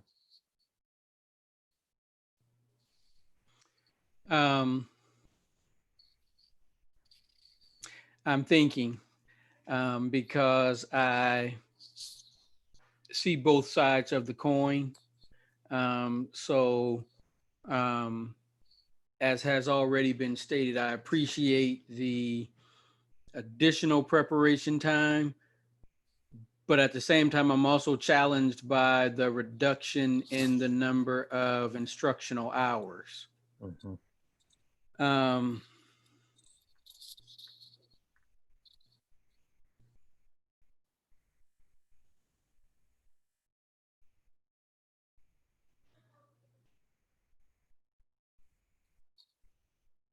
So right now, I would say I support pushing the start date to the 24th or to the 20th, with students being on site the 24th. 24th. Yes. Okay. Again, John, I hear your concern about that, and I actually think all 5 of us here are frankly a little bit of waffling on it. I will make the resolution, the amendment, knowing that I'm making it with a bit of a mixed heart, but suggesting that a few extra days of preparation, I think the caliber of teacher that we have can push through a couple days of lost instructional time. I will trust them on that. And I think we all will. This isn't Rick doing anything special. I'm just suggesting that may be a good thing to do. So if it needs to be an official amendment, I would suggest that the virtual learning days become, what is it, 20 and 21? Thursday, Friday, 2021. You're muted, John. Yes, Thursday, Thank Friday. you. And the first day of on-site cohort A, Monday, August 24. I will make that an official amendment if I can get a second to that. We'll bring that in the resolution that you Thank have you. later on the board agenda. Thank you. It is also possible, I was thinking about this, I was sitting here, we can have conversations with the teachers union regarding things like early release days. We might be able to pick up some hours in some other places where we normally wouldn't. So, you know, they have been cooperative, and I think a collaborative effort around this will serve everybody. So, okay. Thank you. Thank you for letting us talk that through. Thank you, board. Glad to do. Gonna go ahead. Yes. So within the student day, again, we've talked about this earlier tonight, providing planning time for teachers. This also gives us some transportation leeway in terms of buses arriving, staggering the bus loading and unloading of kids. We have more time to clean the buses between routes, and then some additional planning time for teachers on a daily basis. So next slide, please. Here are the bell schedules for all the various programs. I'm going to talk about preschool in a minute. You'll notice that bell schedule hasn't changed. We'll talk about what's going on there in a minute. But you'll see high school is a normal start time to end earlier. Middle and elementary, we took a little bit off at the front end, a little bit off at the back end to give teachers some more planning time. So that would be the revised student day. Gives that teacher planning time. Next one. So here's the next big one. Under current regulations, preschools are limited to 9 students in the classroom. Our special education preschool program typically runs 8 special education students and 8 general education students. Our choice is either to split the time in half for a half-day program so we can accommodate both special ed and general ed, or make a decision to just serve the special education population and not include the general education students within the program. We are recommending that we run the preschool program as its normal full half-day program like it always does, but just with the special education students, not the general education students. In doing so, we'll make sure we're providing service to our youngest special education students, make sure they're getting full service within the program. We will undoubtedly take a hit in terms of the report card and how they view the special education program or our preschool program, because you won't have the general education students. But I think we would weight the importance of serving our youngest special education students as fully as possible, as opposed to scaling their program back. So that's the recommendation, and that's why the bell schedule doesn't change for them. Barb, did I miss anything in there? And if there's any board questions on this one? No, I think you summed it up very nicely, John. For an old high school guy, I'm learning a lot about preschool, aren't I, Barb? Okay, and this one?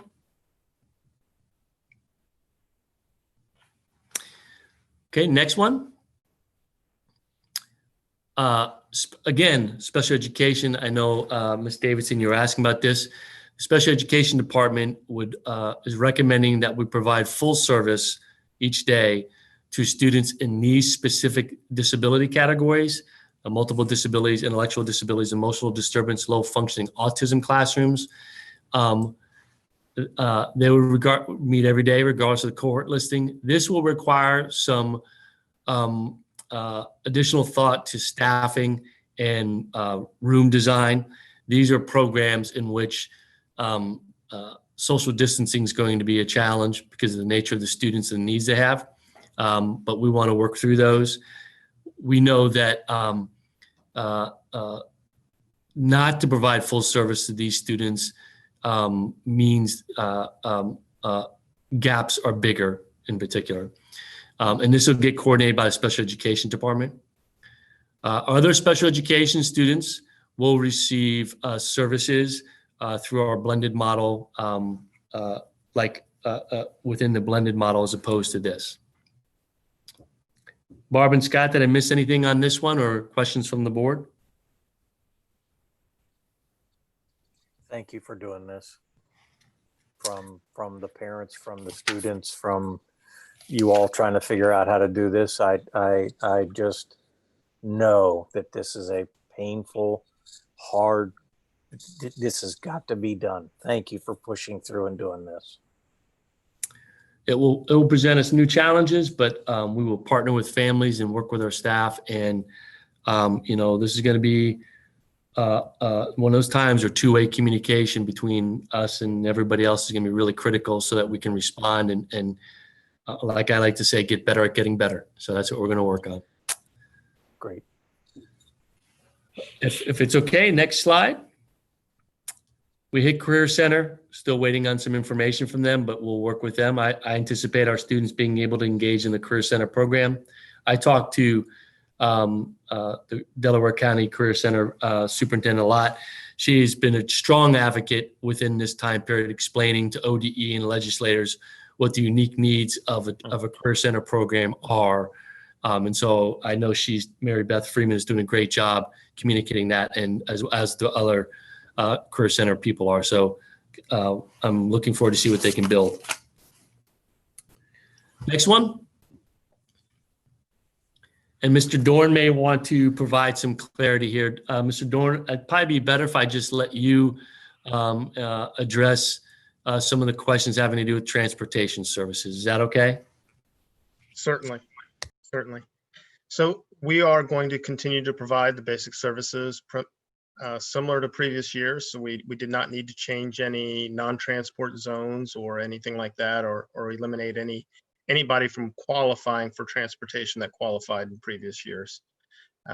However, there are some extended services that we may not be offered to start the school year, and one of those in particular is alternate sites. So what that means is we do have some families that request for different days of the week their children be dropped off at different locations based on childcare needs and things like that. So we need to be certain that we can meet our basic services prior to opening the alternate sites back up. So once we are confident with the start of the school year and all the changes that are being implemented, then we will begin looking at alternate sites again. Our buses are going to have fewer students on them during the blended model, just based on the cohort. We will be routing as normal. So when cohort A is staying at home for remote learning, they will not be riding the bus. So the bus will have fewer students on them. With the change in start times for schools and end times for schools, we will be able to sanitize the vehicles in between runs. So it's not just going to be after the morning routes and after the afternoon routes, it's going to be in between every route. So we're very happy to be able to provide that service. And then we are going to work with building administrators. This is now that they're back, and we're looking at our first all administrator meeting here this Wednesday. We'll start having conversations about those types of things, about working with them for staggered drop off and pickup, so we don't have pinch points at front doors with students all coming in at the same time and really doing a disservice to social distancing. So we'll be working on that. So a couple of other things, though, I do think that we need to mention here is particularly with magnet students, we have traditionally used a transfer service. So we've had a hub and we've had kids get off one bus and get on another bus. We have some concern with that from a social distancing standpoint. So we are going to try to eliminate the hubs and the transfers. In order to do that, we are going to ask magnet families if they are going to use transportation this year, and so that we can make our routes as efficient as possible, so that we can get kids on and off the buses as fast as possible. I just think one thing that parents need to take away from this is that transportation services are being provided to you. And if you decide that if you ever say that you didn't want to use the bus, but then decide that you do, if you qualify, we are certainly going to make that change. So nobody's making any decision that's impacting them any longer than they want it to impact them. But we will be asking certain families whether they're going to use transportation or not to help us route more efficiently for some of our special programming.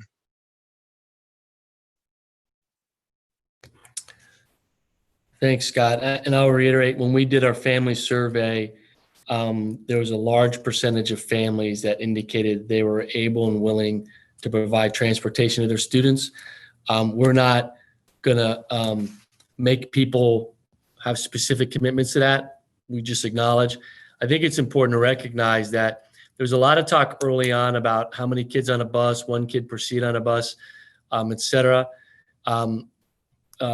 We'll have half the kids plus whoever does virtual. So there may be instances where students are sharing seats, and I can't guarantee 6 feet all the time on the bus. So I just want people to know that going in, and we'll see as it plays out. So, any questions for us on transportation services? No, but can I just say a huge thank you for all the work that's going on in transportation. It's Scott, you laid it all out there, and it all fits on one slide and it looks all nice and neat, but this is a massive amount of work and requires so much juggling and so much thinking and figuring and balancing. I don't know, you guys need Superman capes, everybody in transportation. Thanks. I know they're all listening, so I'm sure they appreciate those comments. Thank you. They always tell us, we can do anything you want. You just may not like what it looks like. You may not want kids coming home at 10 o'clock at night and getting picked up at 4 in the morning, but we can do anything you want. Thank you. I appreciate that, Scott. Any other questions on transportation? No, I just wanted to reiterate, Dr. Kellogg, something I think I heard you say there. And also, yes, thank you to the transportation team. Nancy, thanks for that great call out. They really have worked so hard, and will continue to for the whole year. But Dr. Kellogg, I think I just wanted to emphasize that, you were saying, and Mr. Dorn was saying, we're not going to ask outside of magnet families for families to tell us whether or not they're using transportation, but it can only help us if parents or families are willing to transport their children. It can only help us create the distance between kids and keep kids safer. Is that an accurate? Absolutely. Okay. And we know that there's some families that have to rely completely on our transportation services, regardless of how crowded that bus is. And so if people are in a position to take that on, which is not easy, I've been there, the line to pull your kid in, the line to take your kid out. And if you have more than one kid, Ms. Altman, it's really tricky, isn't it? Right. So I understand that. But there's a little bit of helping someone else out in making that commitment. So we appreciate that. And of course, kids riding bikes and getting fresh air and walking to school is not a bad thing either, right? I think my mom bought every house that was just less than 2 miles from school throughout my entire school career. 1.99 was her choice every time. Fire runner. Thank you. That's right. That's right. Yeah, that was because I wasn't any good at football. All right. Speaking of which, next slide. Thank you for that lead in, Ms. Altman. Athletics and extracurricular. We get a lot of questions in here. I know we've had discussion. I'm not entirely comfortable with where the state of Ohio is on high school athletics right now, but this is where we're at. We will continue to monitor Ohio high school guidelines. They're still waiting on information from the governor regarding their programs. There are restrictions to contact sports that are still in place that are being considered. Some sports, it's easier. We've seen it with golf, for example, where it's easier to do the social distancing. We also have our conference, OCC conference, and there's conversations. The OCC is actually run by high school principals. So there's conversations going on at the OCC, starting to look at guidelines, from everything about guidelines on the actual activities to how we manage fans in the stands is going to be part of that as well. We're seeing that all over, right? So we will continue to monitor that and work collaboratively so there is consistency for people and what they're experiencing, particularly within the conference. I think that's very, very important. We will take a hard look at non-conference play, particularly if it involves, I know there's programs out there that are playing in other states. I don't think we have any of that, but we'll continue to look at those things. Extracurricular programs, we know how kids value these programs. And so we will continue to look at how can we provide these programs under appropriate conditions as best as possible, everything from NHS, et cetera. I thought our staff, those staff receiving supplemental contracts last spring did a real great job keeping kids engaged, keeping those programs going. And I think they have in their back pocket ways to do that if we, in this new model, but we want to keep those programs going because we know they're good for kids. Great example was, I don't know if you got a chance to watch the summer school theater program. My wife and I enjoyed the performance. Thought the kids just did an outstanding job. Hats off to them and Matt Wolf for just pulling something off that was just unthinkable in a summer school theater. Not even everybody knew, but as a summer school theater program, and we did that one. So we have creative people out there. We will continue to see how they respond to this. So any questions regarding athletics and extracurricular programs for us?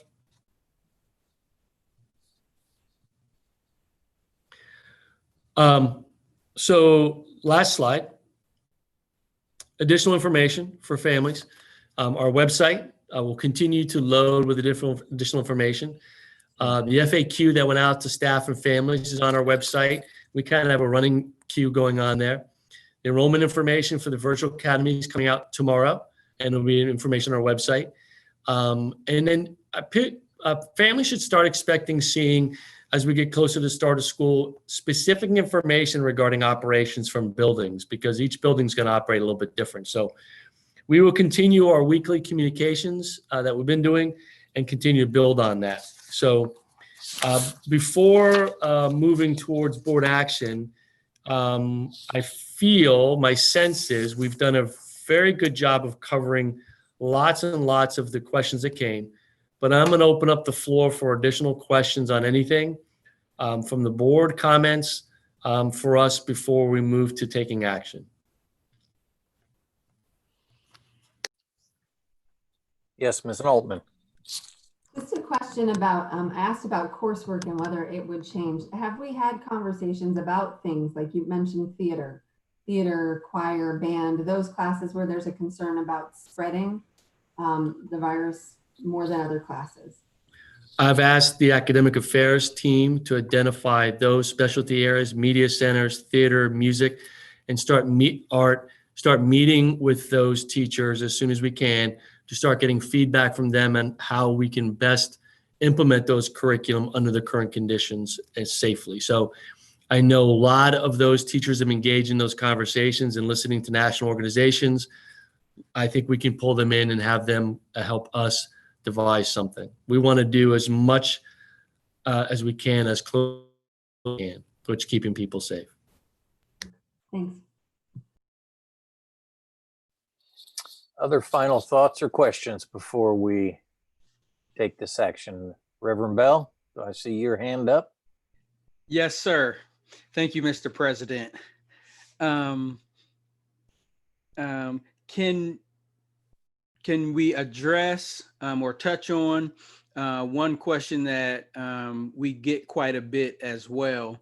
has to do with our facial covering policy guideline.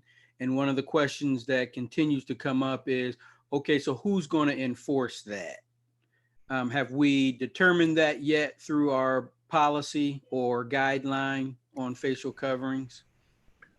The enforcement is everybody, right? It's like dress codes, inappropriate stuff that kids would wear at school. So all staff are expected to hold kids accountable for that.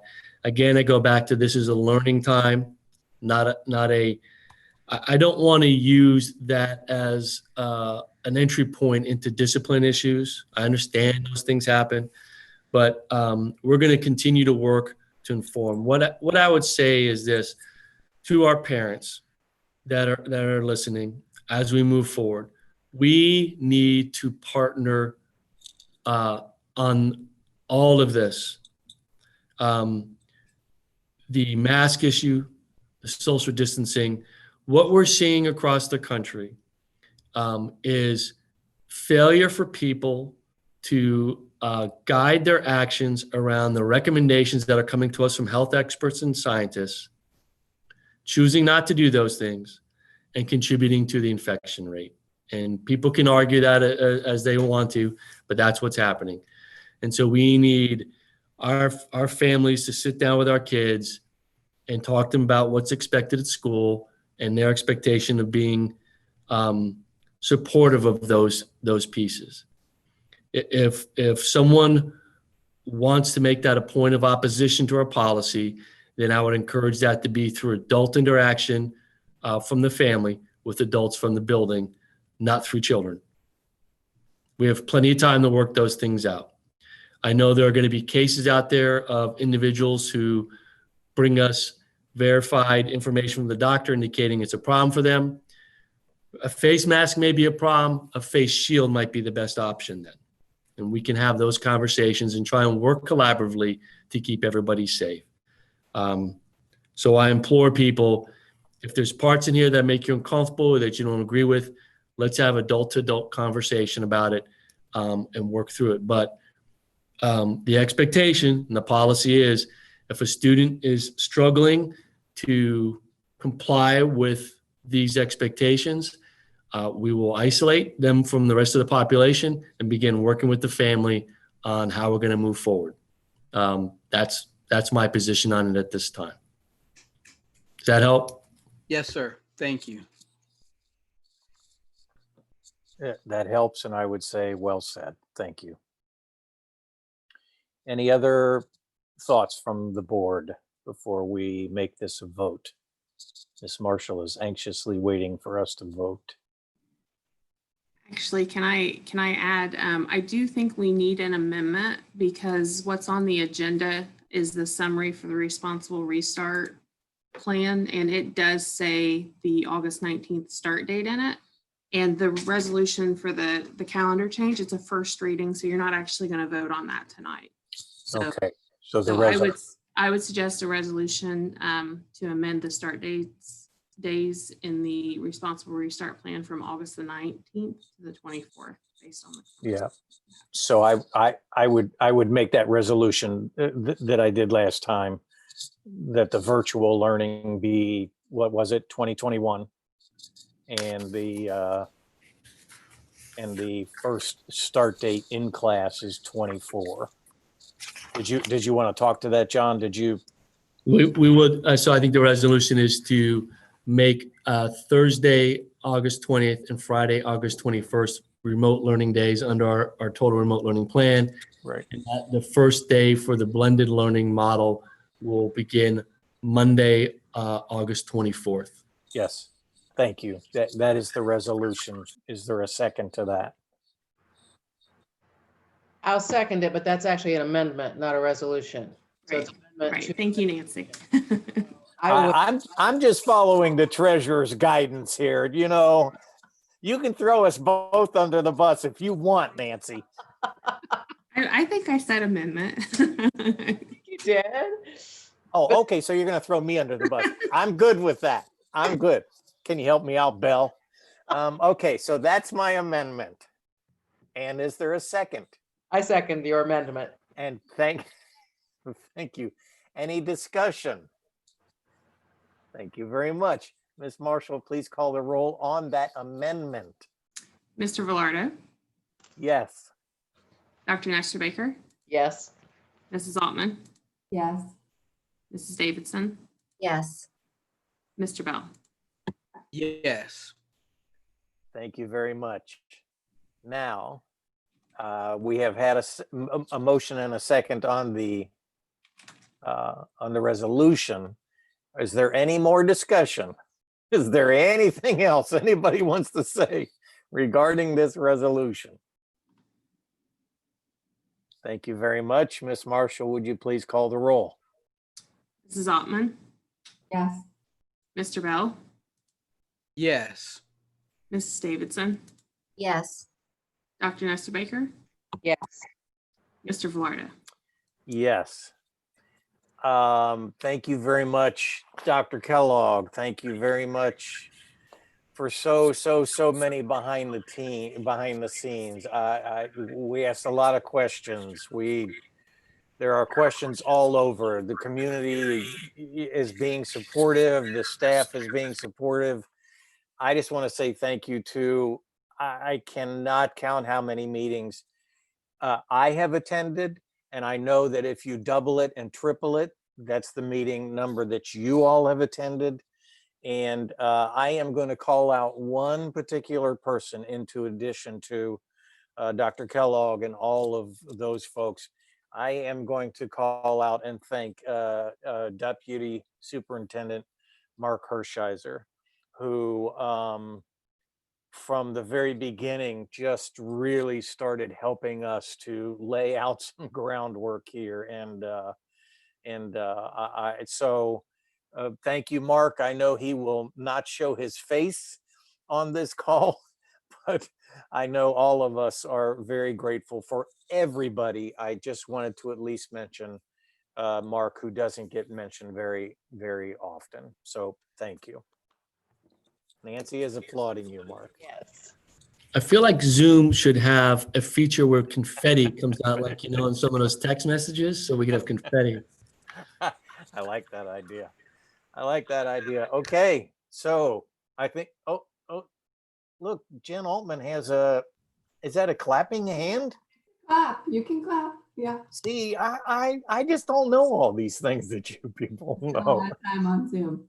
And in addition, if I can throw in just a thanks on top of that. In addition, Oh, sure. all the liaison positions that my fellow board members, and I just so appreciate the staff and Dr. Kellogg. I know that I personally throw a ton of questions at everybody, so thank you for that. I also want to thank Dr. Nestor Baker, who's taken on a role with policy and figuring out how all of this, you know, with Mr. Hershiser, how all of this translates to policy. And she is our policy guru. Yep. So that's in addition to the liaison work. So anyway, I just want to thank you for that. Excellent. When we were looking for a policy person, there was one person who liked policy, and that was Nancy Nestor Baker. She likes it. So there you go. Okay. Thank you. Anybody else? Quick word, a thought? Thank you very much. We're moving forward, right? We're up to agenda item 7. Agenda item 7 is public comments. And again, there's a place for you to submit those public comments if you would like, and we will certainly get back to you as soon as possible. Agenda item 8.01, approving the financial report and investments for June 2020. May I have a motion and a second? So moved. Second. Thank you both. And Ms. Marshall, would you like to share a little bit? Yes, thank you, President Velardo, members of the board. So we are going over the June 30 month end, actually fiscal year end June 30 financial statements, but also for the month of June. So the year-to-date receipts for the general fund ended at 186.2 million, and year-to-date expenditures ended at 179.6 million. And we ended with an unencumbered balance in the general fund of 128.5 million. For all funds, we ended with year-to-date receipts of $365.5 million, year-to-date expenditures of $256.2 million, and an unencumbered fund balance of $288.9 million. I want to remind the board that we did issue $103 million in bonds for the facilities projects, so that's why our balances are so high. Any questions? I see none. Please call the roll. Mrs. Davidson, Yes. Mr. Bell, Yes. Mrs. Altman, Yes. Dr. Nestabaker, Yes. Mr. Velardo. Yes, thank you very much. 8.02, a resolution to approve the purchases in accordance with ORC 5705.41 and board policy 6320. May I have a motion and a second? So moved. Second. Thank you very much. Ms. Marshall, back to you. Thank you. So this is what we call then and now purchase orders. So this is where we had an invoice that's dated prior to a purchase order date. So Ohio Revised Code and board policy requires board approval for that. So this was a contract with the Columbus City Schools for non-public services. We did actually have a purchase order in place, but part of our year-end cleanup of purchase orders, those purchase orders were closed because the invoice came in on June 24th. We opened a new one out of the current year and we referenced the old purchase order, but technically the board still needs to approve it. So Great, great. Thank you for that explanation. Mhm. Any questions, concerns? Hearing none, please call the roll. Dr. Nestabaker, Yes. Mrs. Altman, Yes. Mrs. Davidson, Yes. Mr. Bell, Yes. Mr. Velardo. Yes, thank you all very much. Moving on, agenda item 9, personnel consent agenda 9.01 through 9.09. May I have a motion and a second? So moved. Second. Thank you very much. Dr. Hopkins will explain to us. Good evening, President Velardo, members of the board, Dr. Kellogg. I'd like to present for your consideration tonight's personnel consent agenda. Some of the highlights in tonight's consent agenda are as follows. We have one retirement. Kelly Johnson is retiring from the district. She has provided Westerville with 7 years of service, and we wish her the very best in her retirement. There are 6 classified resignations and 3 resignations from licensed staff. We have a number of one-time pays to fund professional learning and professional development opportunities. There's also the recommendation for the employment of individuals for 4 classified positions, 3 new educators, and a new assistant principal for Westerville South High School. We're excited to welcome Dr. Garrett Carter. Dr. Carter just completed his PhD from Indiana University.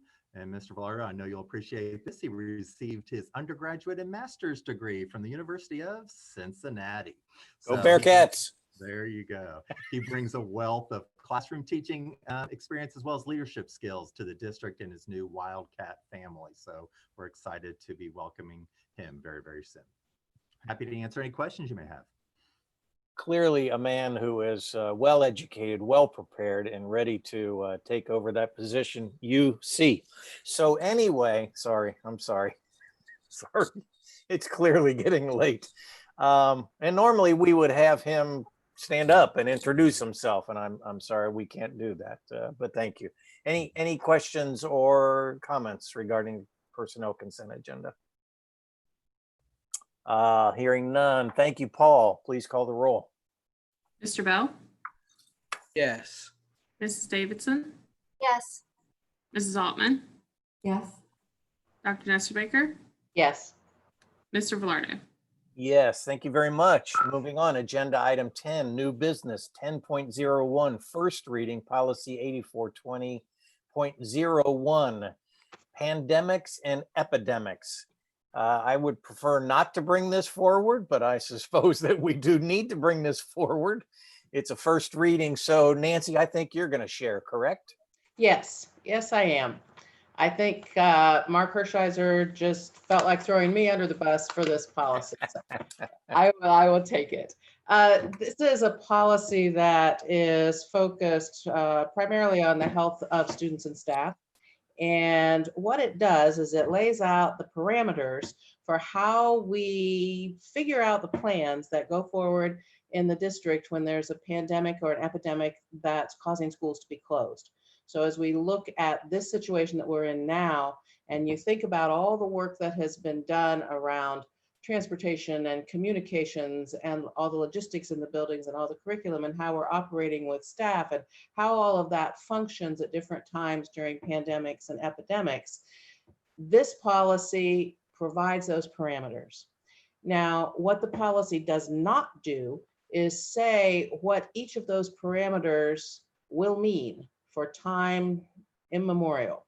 What the policy does, it sets up a pandemic and epidemic response team that the superintendent works with, deals with, assigns individuals to.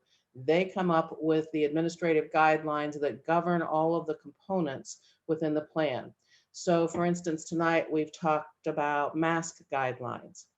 Those guidelines will be an administrative guideline attached to this policy. But the idea of using administrative guidelines to help enact policy gives the administrative guidelines the weight behind the policy and also maintains the flexibility so that the guidelines can be adjusted in the face of new information or new data. This policy also makes some changes to policy we had before about pandemics and medical emergencies, in that it identifies that we will be incorporating guidance from entities such as the CDC, the Office of the Governor, the Ohio Department of Education, the Ohio Department of Health, and our local boards of health. So that wasn't written in policy before for us. And as we have seen, that has become an important partnership for how we move forward in a pandemic, or if we were to move forward in a similar fashion with an epidemic. So what this does, in sum, it lays out the parameters for what must happen when there's closing and reopening of school, and it still provides the flexibility for making sure that how we deal with that is up to date with the information as it's coming in. So can I answer any questions for you about it?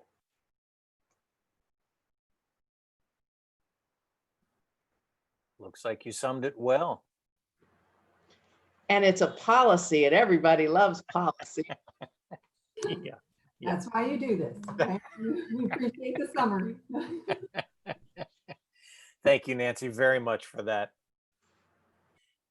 Moving on, agenda item 10, 10.02, sorry, first reading, resolution to adopt revisions to the academic calendar to allow for a remote learning plan for 2021 academic year. And I know we talked about this a lot, John, and we've just kind of tweaked a little bit. And is there anything else you want to point out on this? No, we'll just have to make the adjustment based on this evening for the second reading, right? Since it's the first reading. I don't think we need to do anything more than that, do we, Nicole? No, I don't think so. So we'll make the adjustment and bring it back for the final vote. Okay. Awesome. Thank you, guys. Agenda item 11, a very important agenda item, standing business, 11.01 donations. We in this district continue to be supported with financial donations and time and energy in the community all around us.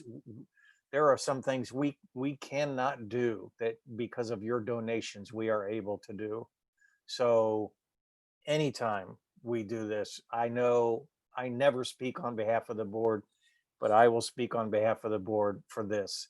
I know we are very grateful from the board and the administration. So thank you.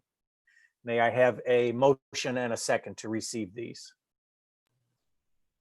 So moved. Second. Any other comments? Hearing none, please call the roll. Mrs. Altman, Yes. Mr. Bell, Yes. Mrs. Davidson, Yes. Dr. Nestor Baker, Yes. Mr. Velardo. Yes, thank you very much. 11.02, 2021 annual tax budget for the Westerville Public Library. May I have a motion and a second? So moved. Second, Take your pick, Miss Marshall. And I think you probably have to explain to people why we do this. I'm quite Right. sure. I probably do. So under Ohio law, the way we're structured, we are the taxing authority for the Westerville Public Library. So we not only approve their board members, but we also need a formal vote to approve their annual tax budget. So their year runs on a calendar year basis versus a fiscal year basis. So their board has already approved this tax budget. It's already been submitted to the county auditor for processing. So it's really just a formality that our board considers this for approval. Thank you very much. Reverend Bell has asked me to ask this question because he's afraid to ask this question. If we are the taxing authority, can we tax the Westerville Library to offset our budget a little bit? Again, this is coming from Reverend Bell. Yeah, that's not really the way that works. So Okay, I just thought I'd clarify that. So what a taxing authority means for the Westerville Public Library, if anyone's not familiar, is that their boundaries are the school district's boundaries. So if there is an issue that they need to put on the ballot, they actually have to go through the school system to do that, and then it runs through the taxes for the school system. Did you understand that, Reverend Bell? Okay, Yes, thank you very much, Mr. President. you're very welcome. Okay, clearly I'm going to be impeached after this meeting. Please call the roll, Ms. Marshall. Dr. Nestor Baker, Yes. Mrs. Davidson, yes. Mrs. Altman, Yes. Mr. Bell, Yes. Mr. Velardo. Yes, thank you very much. 11.03, a resolution approving construction documents, stage submission for the Amherst Elementary School renovations and addition project included in the ELPP project. May I have a motion and a second? So moved. Second. Thank you very much. Mr. Dorn or Ms. Davidson, do you have something to bring for this? Yes, sir. Yes, thank you, Mr. Dorn. Good evening again, President Velardo, Vice President Bell, members of the board, Dr. Kellogg, and Ms. Marshall. I'm actually going to present both of these next two resolutions together as it's a similar presentation. Okay. The resolutions presented here are for the construction document phase approvals for the Amherst Elementary and new elementary school projects. The construction document phase is the final phase submission with the program of requirements and schematic design and design development planning phases for both projects having already been previously approved by the board. As previously noted, these projects are part of our expedited local partnership program project with the OFCC, and it is required for the board to approve each phase of the design. The design first goes to the OFCC's regional program consultant for review for compliance with the OFCC's Ohio School Design Manual and identification of the locally funded initiatives before coming to the board for approval. This project has met the OFCC standards and is now before you. It's being recommended that the board approve the construction document stage submissions for Amherst and the new elementary school projects and authorize the superintendent and other administrators to proceed with bidding these projects. Thank you, Scott. And I appreciate you explaining both of those now. Great explanation. Any questions or comments at this point? Hearing none, I believe you can call the roll. Mrs. Davidson, Yes. Mr. Bell, Yes. Mrs. Altman, Yes. Dr. Nestor Baker, Yes. Mr. Velardo. Yes, thank you very much. 11.04, again, Scott just referred to this as well. Resolution approving construction document stage submission for the new elementary school included in the EL project. May I have a motion and a second? So moved. Second. Thank you very much. And I just let people know on Mrs. Davidson before, not to throw her under the bus, but she is the building liaison, and I wasn't sure if she or Scott was going to be sharing that. So Tracy, I just wanted you to know that's the reason I called out your name. Any questions or comments about this one? Hearing none. Thank you, Mr. Dorn. Please call the roll. Dr. Nestor Baker, Yes. Mrs. Altman, Yes. Mrs. Davidson, Yes. Mr. Bell, Yes. Mr. Velardo. Yes, thank you very much. Agenda item 12.01, public comments. Again, there is a link on the page for you to submit comments for the good of the cause. We will get back to you. Agenda item 13.01, board comments. Is there anything that you have not commented on that you would like to comment on tonight? I I will just tell. want to say thank you one more time. Just a million Yep. thank yous to the Yep. staff. I thank you from the bottom of my heart for all the hard work. I really appreciate it. Yes, I just wanted to echo that thank you to the staff, Dr. Kellogg, Ms. Marshall. Thank you all for all your hard work. Know there's still a lot of work to be done, but we look forward to working together to make this a good and successful year for our students, staff, and for the community. And my fellow board members, thank you all. As we work together and even work towards compromise on some things that we have come to agreements to here this evening. It really is. It's an honor to be able to work with you all. So thank you all as well. Anyone? Yes, Jen, sorry. I can echo all the thanks a million times, right? Because I just think it's so hard to understand when you're not part of this process, how many hours. I mean, no one has done this like ever. I mean, the last pandemic was 100 years ago and school looked really different then, right?